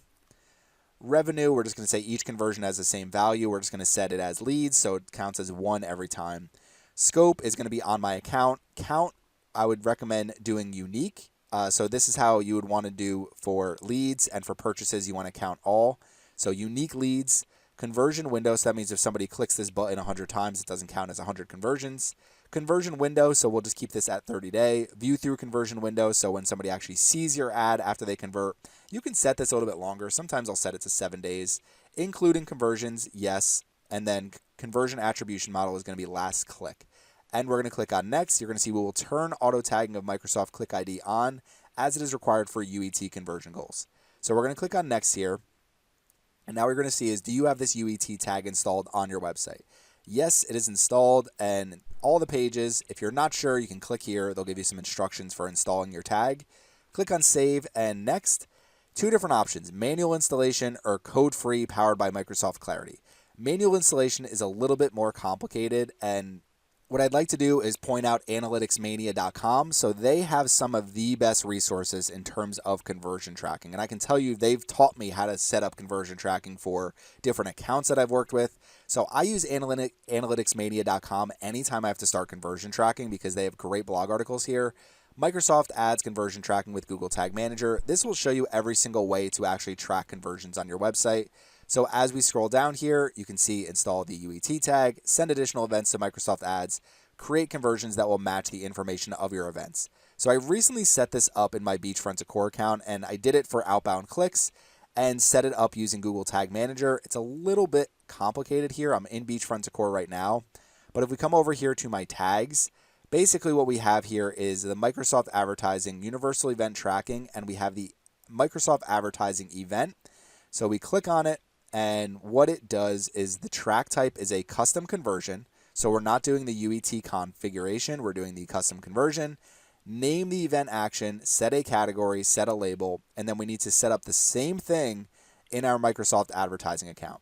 I also have a conversion trigger. So this is anytime someone clicks on an outbound link, which leads to a conversion variable. The conversion variable equals true. The conversion variable is anytime there's an outbound click on my website. There's a lot of different ways to set this up, but it did work, and it's works properly in my Beachfront Decor account. Okay, and what we can do is use this code-free powered by Microsoft Clarity. So I have a specific form on my website. So let's just say I'm trying to drive PPC advertising services. We scroll down here and somebody clicks on submit. I want that to count as a conversion. So we're going to take this page, come back over here. We're going to click on next after we choose that. Which web page you want to track, click on connect. Okay, so what we're going to do is click on choose an event, and then we're going to scroll down here and we're going to select this event right here. Select a highlighted area to choose your event. We're going to click on it, event added, complete. So now our event setup should be completely good, and we should have this conversion all ready to go. Next step is to test your conversion goal. It could take 24 hours to verify it, so you could always fill out your form and see if it actually collects that information through your conversion goals, but that's an easy way to set up an event tracking. So that is conversion tracking in Microsoft Advertising and Bing Ads. I would definitely recommend looking at analyticsmania.com. They have a great resource here. And then if you're looking for Shopify information, intercom.help has some helpful information here. I'll put both of those links in the video description. Now let's start building our campaign. So we're going to come back. We're going to go to our campaigns and let's build and create a new search campaign. So we're going to create a brand new search campaign. And usually your goal is going to be conversions. So there's a couple different options here depending on what your overall goals are. I don't have a catalog uploaded to Microsoft Advertising for this account. If you have an e-commerce website, make sure you create your catalog, upload it to Microsoft Advertising using the Merchant Center with Microsoft Advertising. If you're familiar with Google Ads, Bing Ads, Microsoft Advertising is basically the same exact thing. So what you want to do is choose your goal for this campaign. In my case, it's going to be conversions on my website. Basically, I want people to come to my website, go to some of these different pages here. So for example, Montessori balance boards, click through to this page. Well, I'm going to send them directly to that page as my landing page. And then when people click on my individual products and click on learn more, that counts as an outbound click. So any outbound click is essentially my goal. So as we're building this campaign, let's do conversions on my website. What kind of ads you want to run for this campaign? We want to run search ads. We're going to click on next. Okay, let's name our campaign. So we'll do Brick Pop sample campaign budget. So you can set an individual budget for your campaign or apply a budget from the shared library. I'm just going to leave this as is. Again, I'm not running this campaign. This is solely for a tutorial. Keep scrolling down, and what we're going to do is, where do you want your ads to appear? So let's choose specific locations, and I just want to choose United States. So we're going to do United States, click on enter, and now we have the country region. One of the things you're going to see is if you choose certain areas, let's just say, we'll say Houston, for example. So you could do 25 miles around Houston, Minnesota, Houston, Mississippi, 25 miles around Houston, Texas. So you can target all of these different locations. And then you can also target these Nielsen DMA regions. Just make sure you target the right one, because this one is Mississippi and this one down here is Houston, Texas in Texas. So just make sure that you have the correct Nielsen DMA region, or you can use radius targeting. So it's really a matter of preference. If you serve a 25-mile area around a city, then use radius targeting, because there's no downside to using radius targeting. So we'll choose United States and target the entire country of United States. And now we have our location targeting set. Keep scrolling down here. Who should see your ads? I always do people in my targeted locations.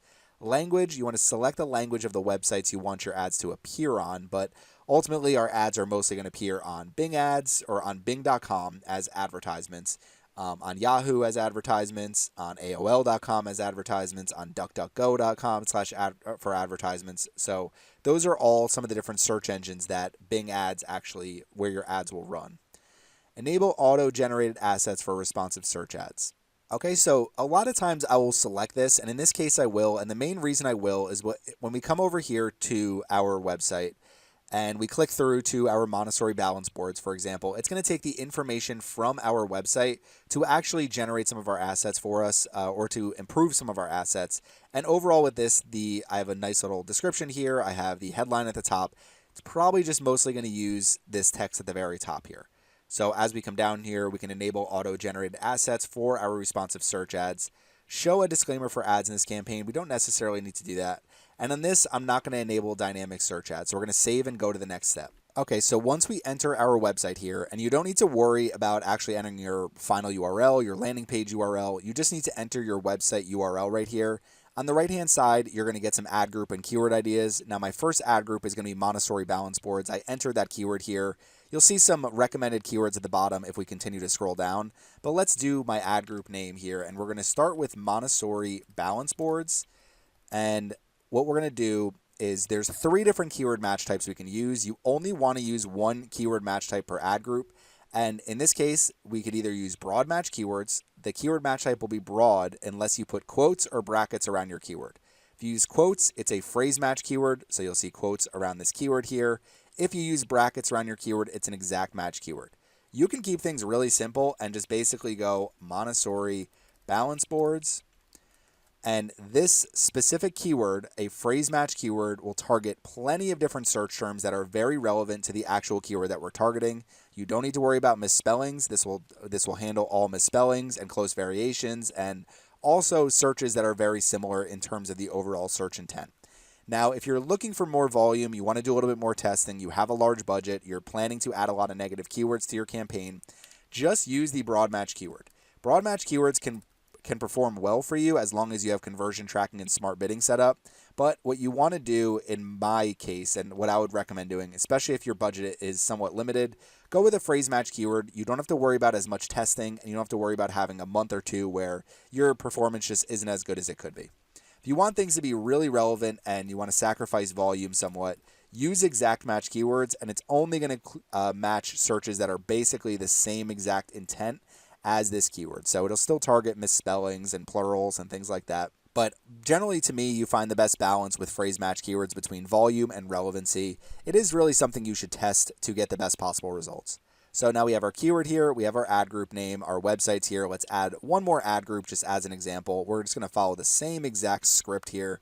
So, well, we don't need to copy our URL yet. Let's come over and we are going to enter our ad group name is Montessori Busy Boards in this case.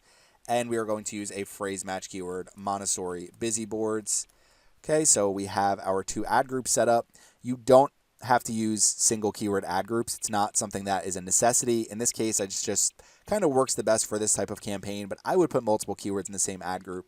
The example earlier from Montessori blocks, where I said, I can target Montessori wooden blocks, building blocks, stacking blocks, just making sure you're targeting all those keywords, you can put them all in the same ad group. And it really shouldn't sacrifice your overall performance at all. So we have our 2 ad groups here, and now we're going to come down and we are going to save and go to the next step. So now what we want to do is create advertisements. So these are our standard ad groups. You want to create advertisements, you want to create ad extensions, and then what we want to do is come all the way to the bottom and save and go to the next step. I'm going to go through some of these different ad extensions that are available in your Microsoft advertising account, and then we'll create a few of them just to show you an example, but I already have some set up from old campaigns from Surfside PPC that I haven't ran in years and years. So the ad type, we are going to be using responsive search ads, and basically what that allows us to do is add a bunch of different headlines here, and then we can add some different description lines here. So we can add 4 description lines. We can keep adding our headlines here. Okay, so 15 different headlines that we have, and then we have our 4 description lines. We have our display path, and down here we have our URL. You can set a separate mobile URL if you want. I'm not going to.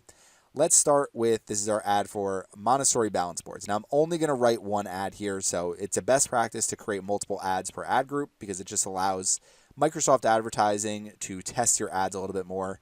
First, our final URL. So this is for balance boards, so we're sending people to the right URL. Next, let's create our headlines. You're going to see ad strength over here on the right-hand side, and then some recommended headlines. These are based on our actual URL here. So let's do, I usually start with kind of the basic headlines here. Montessori busy boards. Not busy boards, it's balance boards. Maybe I should have picked 2 ad groups that are a little bit different, but let's make sure we use the right ad copy here. So that's an important thing when you're setting up your campaigns. Best Montessori balance boards. So we can use some of these here. So we'll use some of them. Usually I'll use some ideas that they have. As we scroll down, they have things usually, so some description lines down here as well. So let's do, okay, we have all of our headlines here. Now, I wouldn't go crazy trying to create the perfect ad strength ads. This is literally just feedback for your own advertisements. It is not used in the actual auction itself.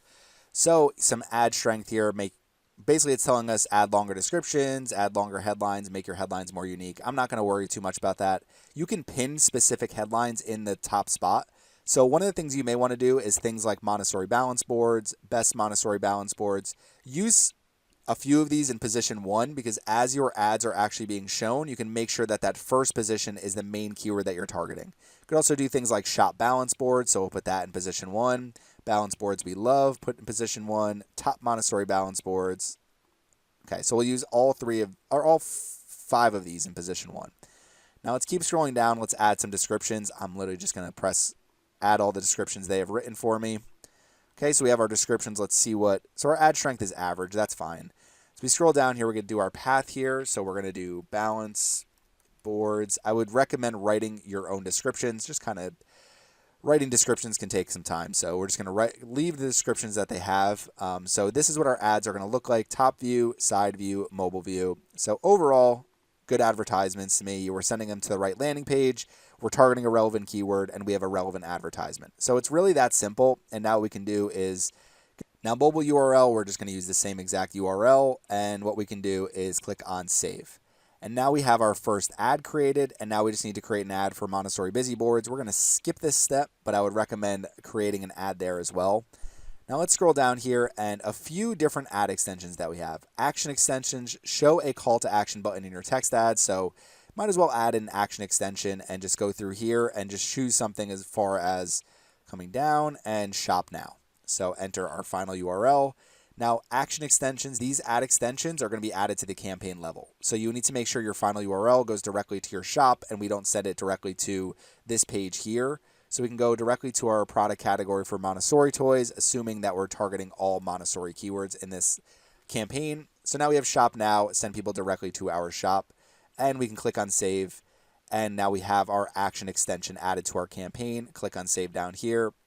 Okay, so we have our action extension added. Price extension, so you can do, basically if you have specific prices, If you click on the plus sign here, you can see header, description, price qualifier, from, up to, average, currencies. You can enter your currency here, enter the price, unit, so per hour, per day, per week, per month, per year. Sometimes there's no unit, and then final URL. So the example I give a lot here is, let's just say you offer oil change. You could say oil change, description, enter get an oil change there. Price qualifier, you could say oil changes from, and I would use US dollars usually, but we'll say oil changes from $50. So maybe a basic oil change at your mechanic is $50. So we enter that there, no unit, enter the final URL to our oil change page. So that is a price extension we're going to cancel and not add any price extensions.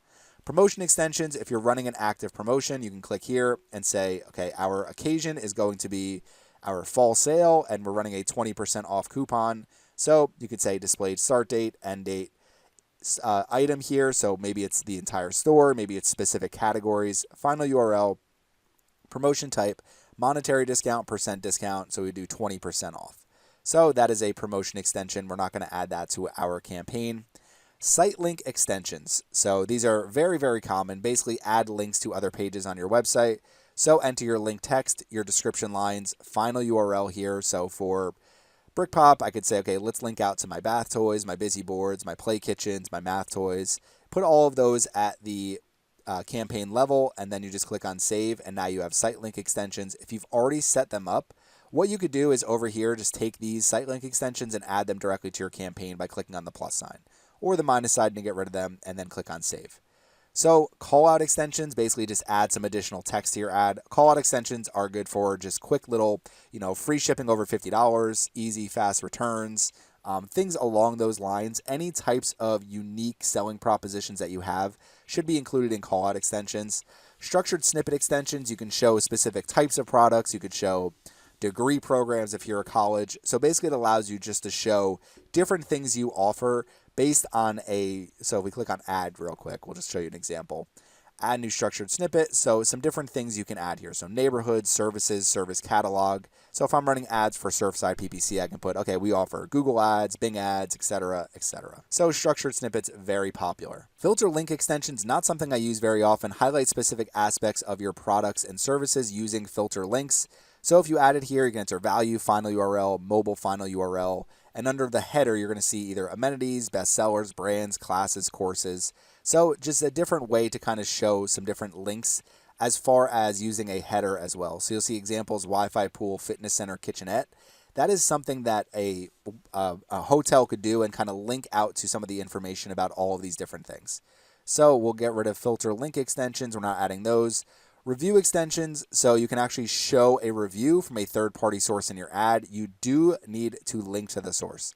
So if somebody puts, BrickPop is a legitimate source, writes about brickpop.com and says, they're great at whatever ABC, I can enter that as review text. You could do this for, for Surfside PPC. I can use from a source that said Surfside PPC is great at managing Google ads. I could use that as my review text, enter that source, and then the source URL. So review extension, another option. Location extension, you can add your physical location to your advertisements. This is for any store, any type of company that has a physical location that you want to appear in your advertisements. Call extensions are, you can add a phone number to your ad. On mobile devices, people can actually click to call you, and then on desktop devices, it will show your phone number with a lot of different searches so people can call you directly from just seeing your phone number in your advertisement. Flyer extensions are similar to just image extensions. So if you add a new flyer extension, you can name it, and then you add an image. The minimum size 220 by 220, cannot exceed 3.9 megabytes. Final URL, mobile URL, description, start date, end date. So some different options for a flyer extension. Let's save and go to the next step. No, I knew they were going to make me create an ad. Okay, we're going to do this quickly. Okay, we're just going to create this ad real quick and click on save. Again, I'm not running this campaign, so just kind of showing you how I structure a search campaign. So we have some of our extensions. We can save and go to the next step, and now we have our budgets and our bids. So our individual budget, we'll just use $25 per day. You can set your budget at whatever you want to set your daily budget at. Take your budget and multiply it by 30.4, and you can get an idea of how much you're going to spend per month. Now, if we come over here, bid strategy, either enhance CPC, maximize conversions, target CPA, target return on ad spend, or you could use a portfolio bid strategy across different campaigns. Generally, I always recommend a smart bidding strategy. So one of these three here, in this case, since I'm trying to drive leads, I would use target CPA and say my target cost per acquisition is something like, now mine are, the reason I don't run ads for this is clicks off on these products are just not worth a whole lot. They're worth cents. I could drive 100 clicks. It's not going to send me a ton of money. So that's the reason why I really don't run a lot of ads for any of these websites, because running ads for these websites is not going to be profitable and it doesn't lead to new customers. It leads to new affiliate sales. So it's not something that I look at as a long-term strategy. But what you could do is you can set a target CPA and then you could say, I want to set a maximum CPC.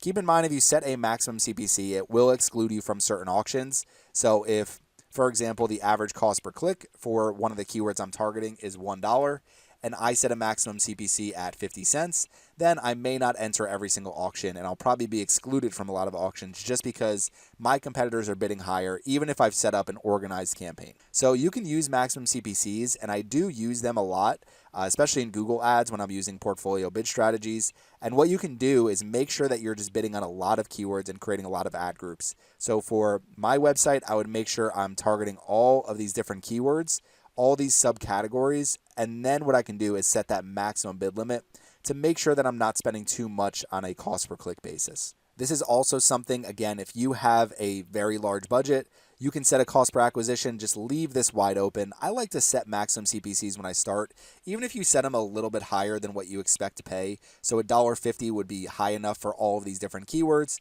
So if you're not sure where to set this at, you could always set it high and decrease it, or set it low and see how much your campaign actually spends and then increase it over time. Conversions, we're going to use the include in conversion settings. So that means any conversions that we've created that have the include in conversions, they are going to be counted for this campaign. You could also choose specific conversion goals. So maybe we'll just choose specific since we have our sample conversion or our affiliate clicks conversion we created earlier. So we'll use our affiliate clicks conversion. Campaign targets, so targeted locations, United States. You can use some bid adjustments to increase or decrease bids for these specific locations you're targeting or specific devices that you're targeting. Advanced campaign settings, start date and end dates, you can set those. You can set ad scheduling, set your time zone. So other settings, choose options that are applicable to your campaign. Multimedia ads, so multimedia ads, you can increase or decrease your bids. So we can leave that as is. Ad distribution, so the entire Microsoft advertising network. So this is the option includes Microsoft sites, additional partner traffic for extended reach and a lower cost per click. This option includes, so Microsoft sites and select traffic, includes Microsoft sites and select partner traffic with performance conversion rates similar to Microsoft Bing's. All options include search and audience ads. I would recommend the entire Microsoft advertising network as your ad distribution. And now let's click on save. Okay, our campaign is created. It's in review. It's going to go live soon. I do not want to actually spend for this campaign. Limited, not enough conversion data. That's perfectly fine. You can still start a campaign with a conversion bid strategy.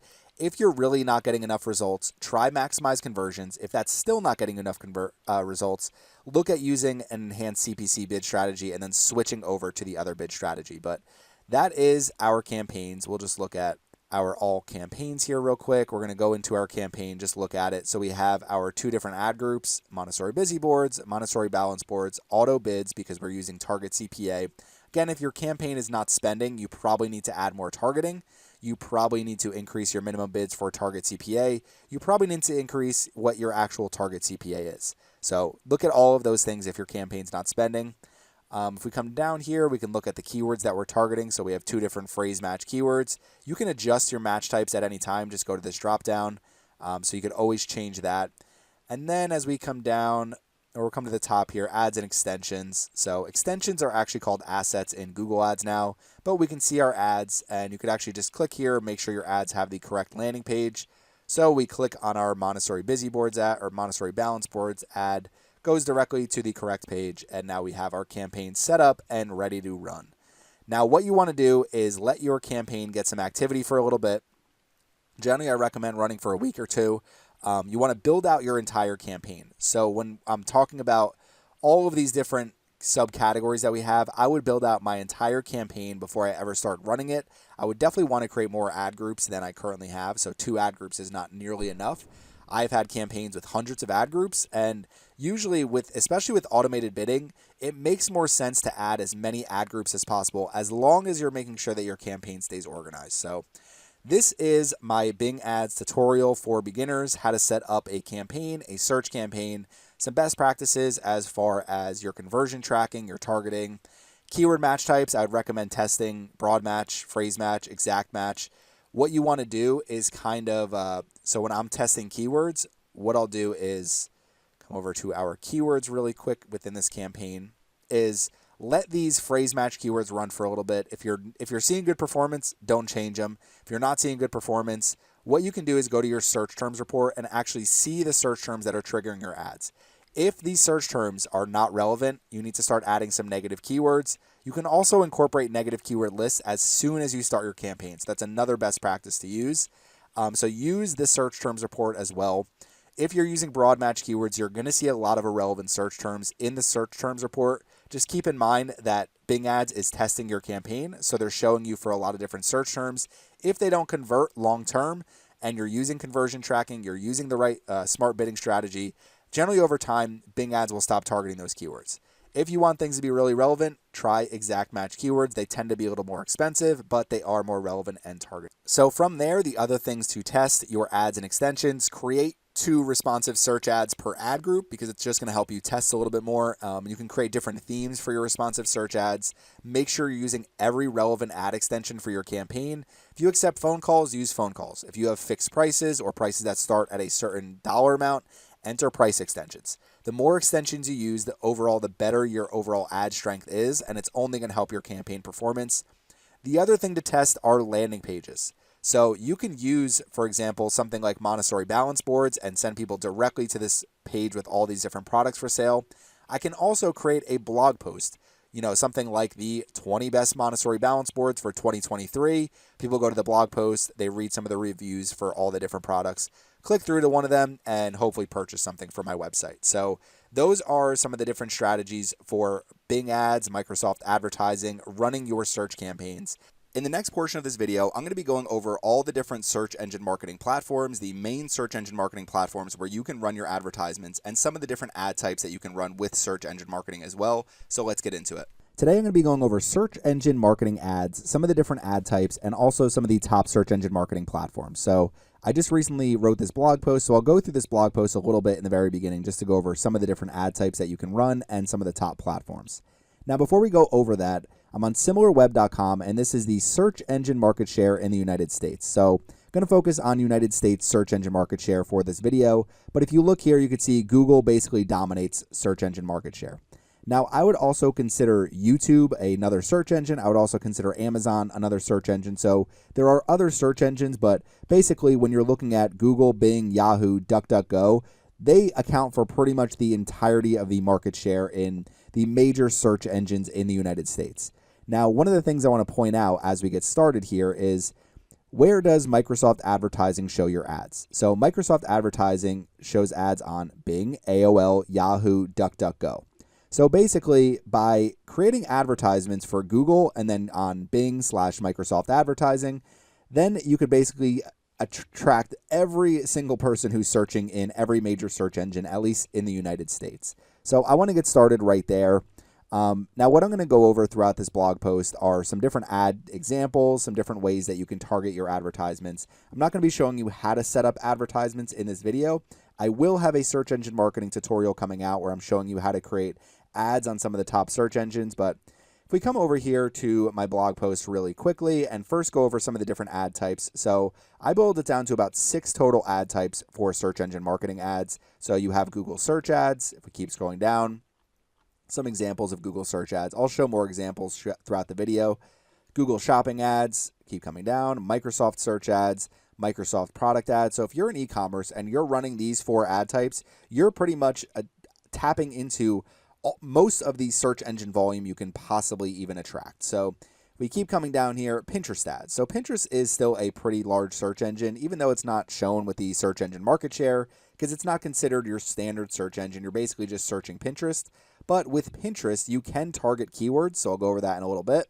With Pinterest, you can also target keywords and get some really targeted advertisements based on what people are actually searching. So if I search home office here, I got 2 advertisements, one from Wayfair, a lighted vanity mirror, so these are popular in home offices, and then over here from JCPenney, a home office collection desk. So very targeted advertisements and very useful advertisements for my search term.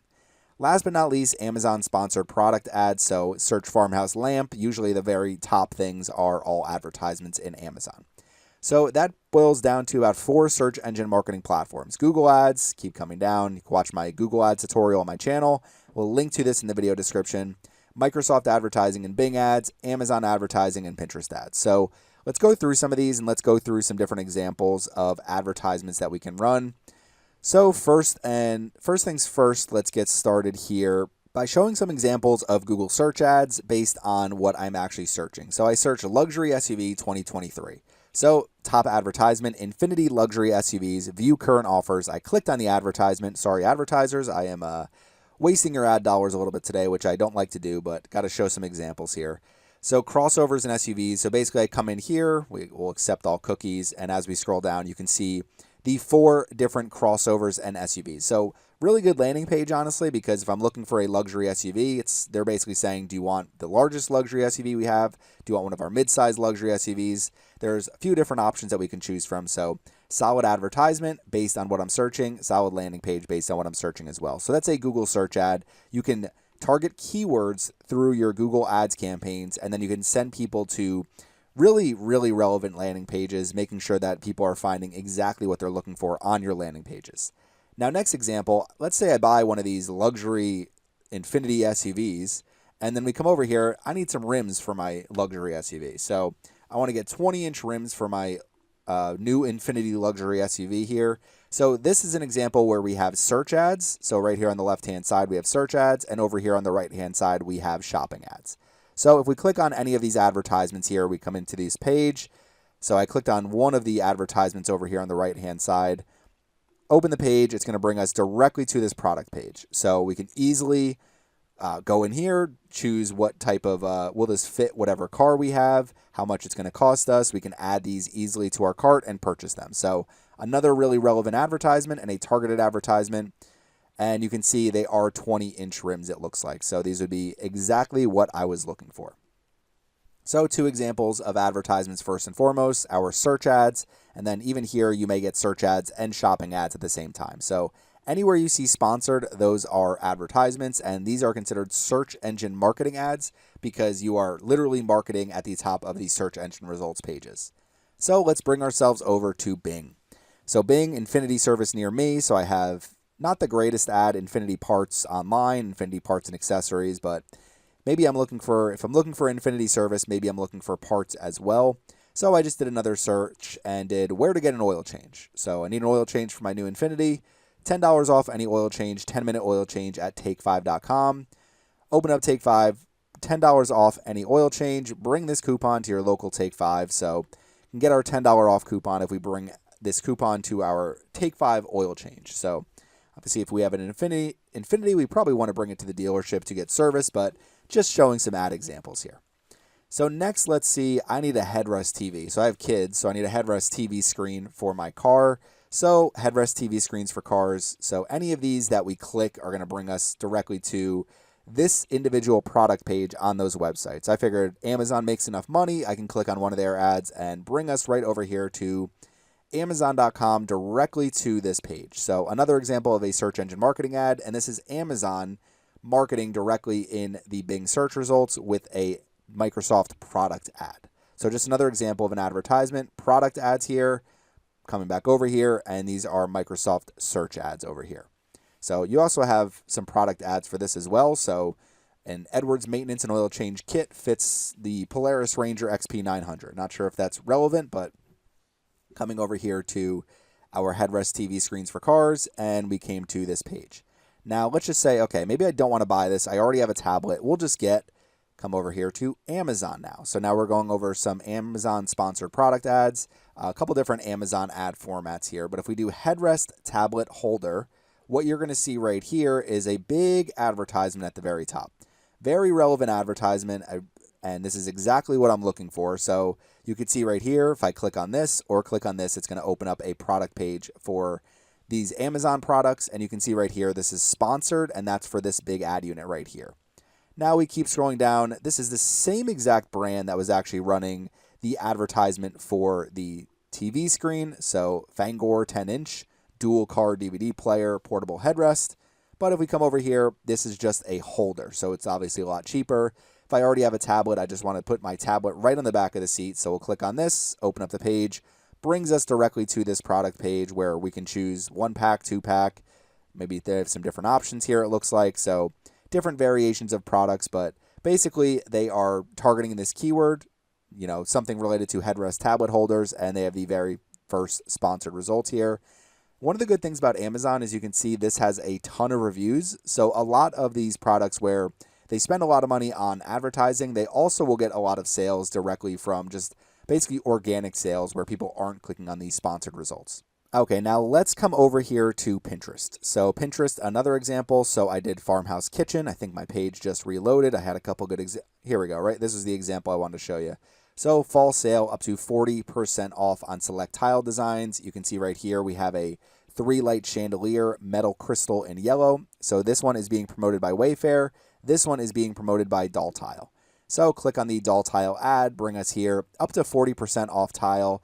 Enter our zip code here to find a retailer. So I'm assuming they're using location targeting and they likely have a retailer near me. So just some different examples of search engine marketing ads. Now, some people may not consider Pinterest a search engine marketing channel. It's really more of a social media channel. But out of all the different social media channels, it has one of the largest search engines, with really the only competitor being YouTube. Now, YouTube is technically the second largest search engine in the world after Google. However, when you look up search engine market share, generally YouTube doesn't show up on those lists the way that Google, Bing, and some of these other search engines do. However, you don't necessarily run your YouTube ads targeted to keywords. So when you see these different advertisements here at the top of YouTube, I'm searching WordPress, and I got 2 different ads here. WP Engine, which is WordPress hosting, and then we have Elementor, which is a WordPress website builder. So I clicked on the WP Engine advertisement here, click on Visit Site, and it performs the same way that a Google ad search ad would. So these are based on Google search ads, and they're going to use, if you're looking at some of these images here, you can use different assets to actually put together these advertisements when you are creating your Google Ads campaign. I went over that in my Google Ads tutorial, going over some different ways to make sure that you're creating the best possible advertisements. Now, let's just say we click on one of these videos here. I think I clicked on one of these, but if we click on the video and we look at this advertisement right here, top AI trends. So this advertisement actually looks like a Performance Max ad. So if we click on it and open it up, you're going to see it's going to bring me right here where they want me to enter my information and download my report for 2023 State of Data plus AI. So sometimes over here on the right-hand side, you'll see YouTube advertisements, and sometimes you will see advertisements that look like this one, and this looks like a Performance Max advertisement. So just going over some of the different search engine marketing ad platforms, some of the different search engine marketing ads that you can run. Now, if you're saying, well, where do I get started? Where should I start? I mean, looking at market share, I would just recommend Google. Google Ads has a great advertising platform. And one of the good things about Google is if you create a search ad in Google using Google Ads, you can actually import it directly to your Microsoft advertising account. So if you're running Microsoft advertising, you're running Google Ads, you could say, okay, I just spent hours and hours building this Google Ads campaign. I just want to import this campaign directly into my Microsoft advertising account. And now we can take advantage of basically both of these search engines and getting our ads on search engines like a Yahoo, getting our ads on DuckDuckGo, getting our ads on Google, getting our ads on Microsoft. So basically anywhere that people search, now we have our advertisements on there. So these are some of the top search engine marketing platforms and some of the different search engine marketing ads that you can run. Basically, there's not a ton of options because when you look at overall market share, if we come over here, you can see there's just not that many different channels. I would put YouTube and Amazon in here, but we went over how those ads are actually targeted and why they don't really show up as technically search engines because they don't search the entire internet. They're just searching their own platform. So Google, Google Ads, these three right here are all going to be managed through Microsoft Advertising. Some of the other is within Microsoft Advertising. And then that's pretty much it when it comes to search engine marketing ads. So there's not that many search engines, not that many different opportunities. So when you go through, if you want to read my blog post, you can see some of the different ad formats you can run, some examples of what these advertisements are going to look like. And the reason these advertisements work so well is because if I go to Google or Bing or any search engine, I'm looking for a luxury SUV for 2023. Infinity sends me directly to a page with their different 2023 luxury SUVs so I can find exactly what I'm looking for. And if I start to search for something like rims for my SUV for 20-inch rims, you can see some of these different options we have here. And also, tire rack. This is probably going to send me to a landing page, hopefully with 20-inch rims. Shop 20-inch rims for trucks today. Huge in-stock inventory. And then over here. So we have 4 different search ads here. So now people may ask, okay, what's the difference between search engine marketing and search engine optimization? This is search engine optimization. So this page right here has the very top results for this keyword. That is search engine optimization. If we look at luxury SUV for 2023 and we see who has carandriver.com, best midsize luxury SUVs for 2023 and 2024. US News and World Report has the second result. So these are search engine optimization. Any type of advertisement you see in a search engine is considered search engine marketing. So that's the difference between SEM and SEO. And these are all the major SEM ads that you can run and major SEM platforms that you can try. Now, if I missed anything, please let me know in the comments section. I don't really consider many other ad types to be search engine marketing. I know there are some other international search engines. I truthfully don't have enough experience with them to give you any information about any international search engines, to be honest. So basically, I've used Google my entire life. I've used Bing sometimes, but basically run Bing ads / Microsoft advertising. So that's the only reason why I know that search engine much at all. So to finish off this video, I'm going to be going through some different search engine marketing basics. So there's 9 basics that I'm going to go through, just some overview things that you need to know as you build your search engine marketing strategy. So let's get into the final portion of this video. Today, I'll be going over 9 basics of search engine marketing. So to get started, I want to go over the difference between search engine marketing and search engine optimization. So anywhere that you see a sponsored message or an advertisement in any of the large search engines like Google or Bing or Yahoo, that would be search engine marketing. So search engine marketing refers to the paid results on these search engine results pages. So for a keyword like coastal area rugs, if I target that with my Google Ads campaign, and then I have my advertisement showing for coastal area rugs, that would be an example of search engine marketing.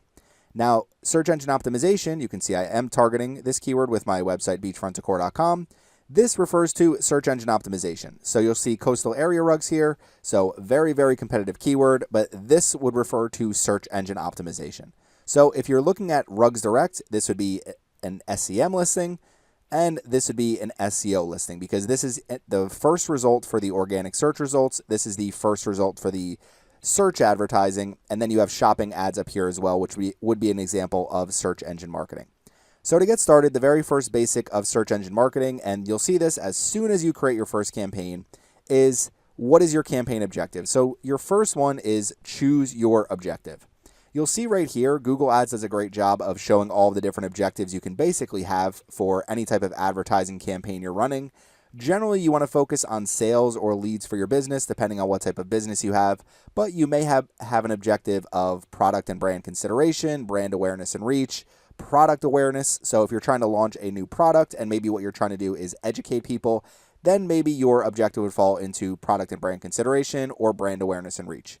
There's app promotion, there are local store visits, so you need to have one objective with a campaign. You can't be doing branding and trying to drive sales at the same time because that would mean that you're trying to focus on your impressions and CPM in terms of branding and maybe overall engagements, whereas for sales, you're trying to drive conversions and trying to maximize your return on ad spend. So the very first basic is choose your campaign objective. Okay, coming back here, the next basic is choosing your search engine marketing channel. Now, there's not that many channels to choose from because there's not that many large search engines. Google has such a large search engine market share that there's really not that many competitors. But when you're looking at some of the different channels, I'm just going to look at some different advertising examples here. First and foremost, we already went over Google. So Google Ads is the largest search engine marketing channel. It is the one you should start with if you're not running ads anywhere because they give you basically the most tools and the largest volume in terms of the people that actually use the Google search engine. So Google Ads is number one. Number 2 would be Microsoft Bing ads. So formerly called Bing ads, now called Microsoft advertising. A lot of people still call it Bing ads, but you'll see right here, this is an advertisement. So when somebody searches keywords in Bing ads, you'll see very similar advertisements to Google, both in the shopping ads and the search ads at the very top of the search results. You can actually import your campaigns directly from your Google Ads account into your Microsoft advertising account. So they perform very, very similarly, and if you are running Google Ads and you're looking for more search volume, you should start running Bing ads or Microsoft advertising as well.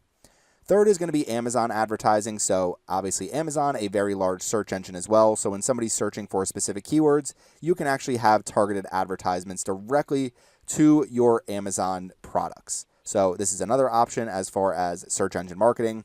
Last but not least, Pinterest ads, still a search engine marketing channel. You'll see when you search coastal area rugs here, one of the ones right here at the top, again, Wayfair. So I wanted to use the example of Wayfair because they basically run ads across every single channel they possibly can. But if you have coastal area rugs here, you'll see some different promoted options, and they're generally going to be pretty targeted to whatever keywords you enter. So even right here, the right rug, the right size, promoted by this Ernesta company here. So if we go into it, looks like a coastal area rug, looks like the coast in the background. So a good advertisement here. I would say this would be a coastal area rug, so another good advertisement here. So number 2, basic, choose your SEM channel. Okay, number 3, basic, is coming into here is setting your budget. So it's very easy to actually set your budget with search engine marketing campaigns, and every single channel is going to be very similar like this, where you can adjust your daily budget very easily. There are monthly spending controls, but if you look at a budget like this for something like Google Ads, generally what you want to do is take your budget, multiply it by 30, and that's about what you're going to spend throughout the course of a month. So if I take a $30 per day budget, that means over the course of a month, you'll see right here when you scroll over, you won't be charged more than $912 for this campaign. So the exact number that you're supposed to multiply is 30 times 30.4. But if you do just 30 times 30, around $900 is what you should plan to spend for this campaign. But there are also a lot of different settings that allow you to set strict budgets so that you don't go over your budget. And if you do go to increase your budget drastically, generally Google Ads will say, are you sure you want to increase your budget that much? So basic number 3 of search engine marketing, setting your budgets and making sure that you are spending exactly what you want to spend on advertising campaigns. Basic number 4 is creating your landing pages. So even before you launch your campaign, you should have your landing pages ready because you need to be driving traffic to specific pages on your website.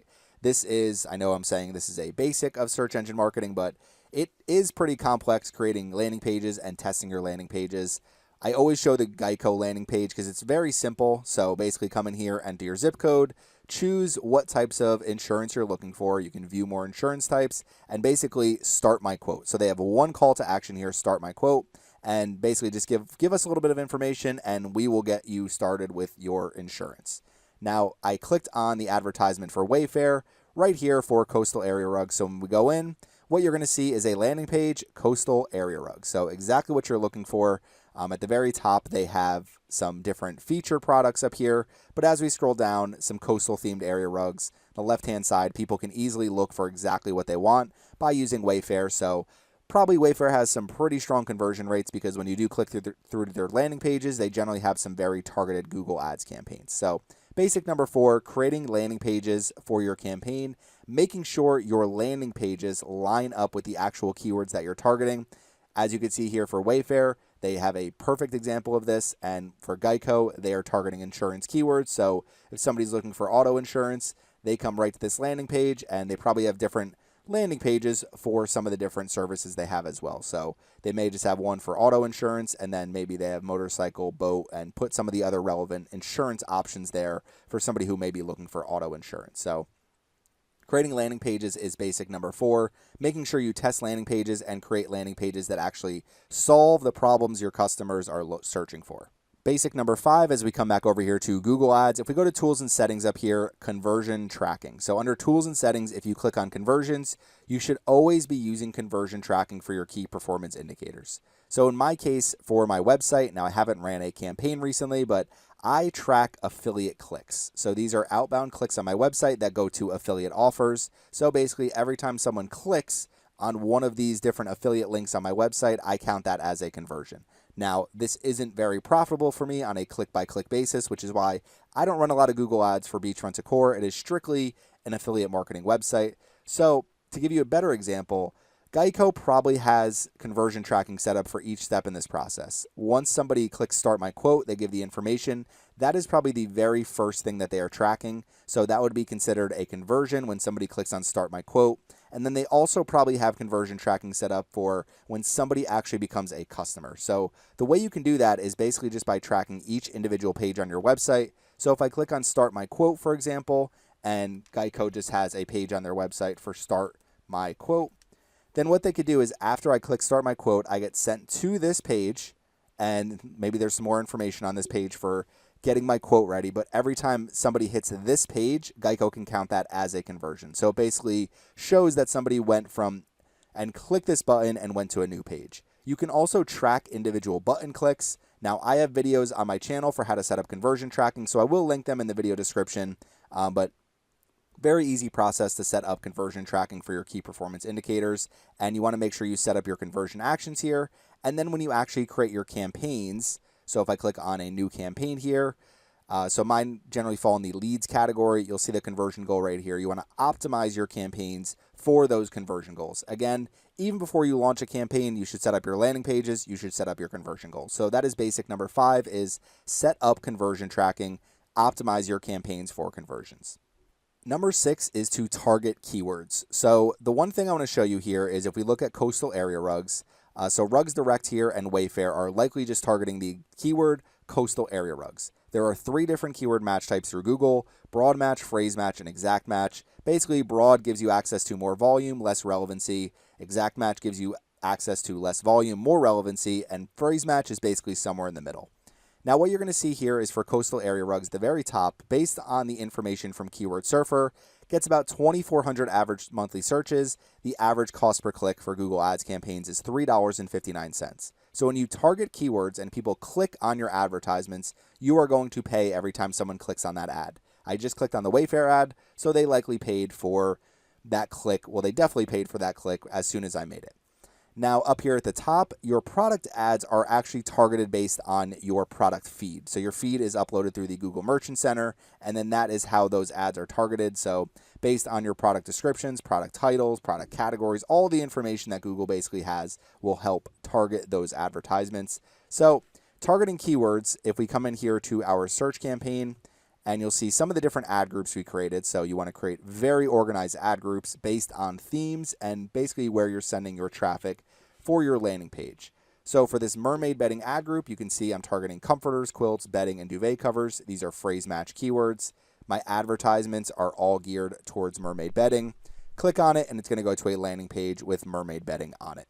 Now, when you do go to your keywords and you click to add new keywords through Google Ads, you can use, or your Google Ads campaign, you can use the built-in keyword planner here where you can enter a related website, you can enter your product or service. So let's just say I do beach nightstands, for example.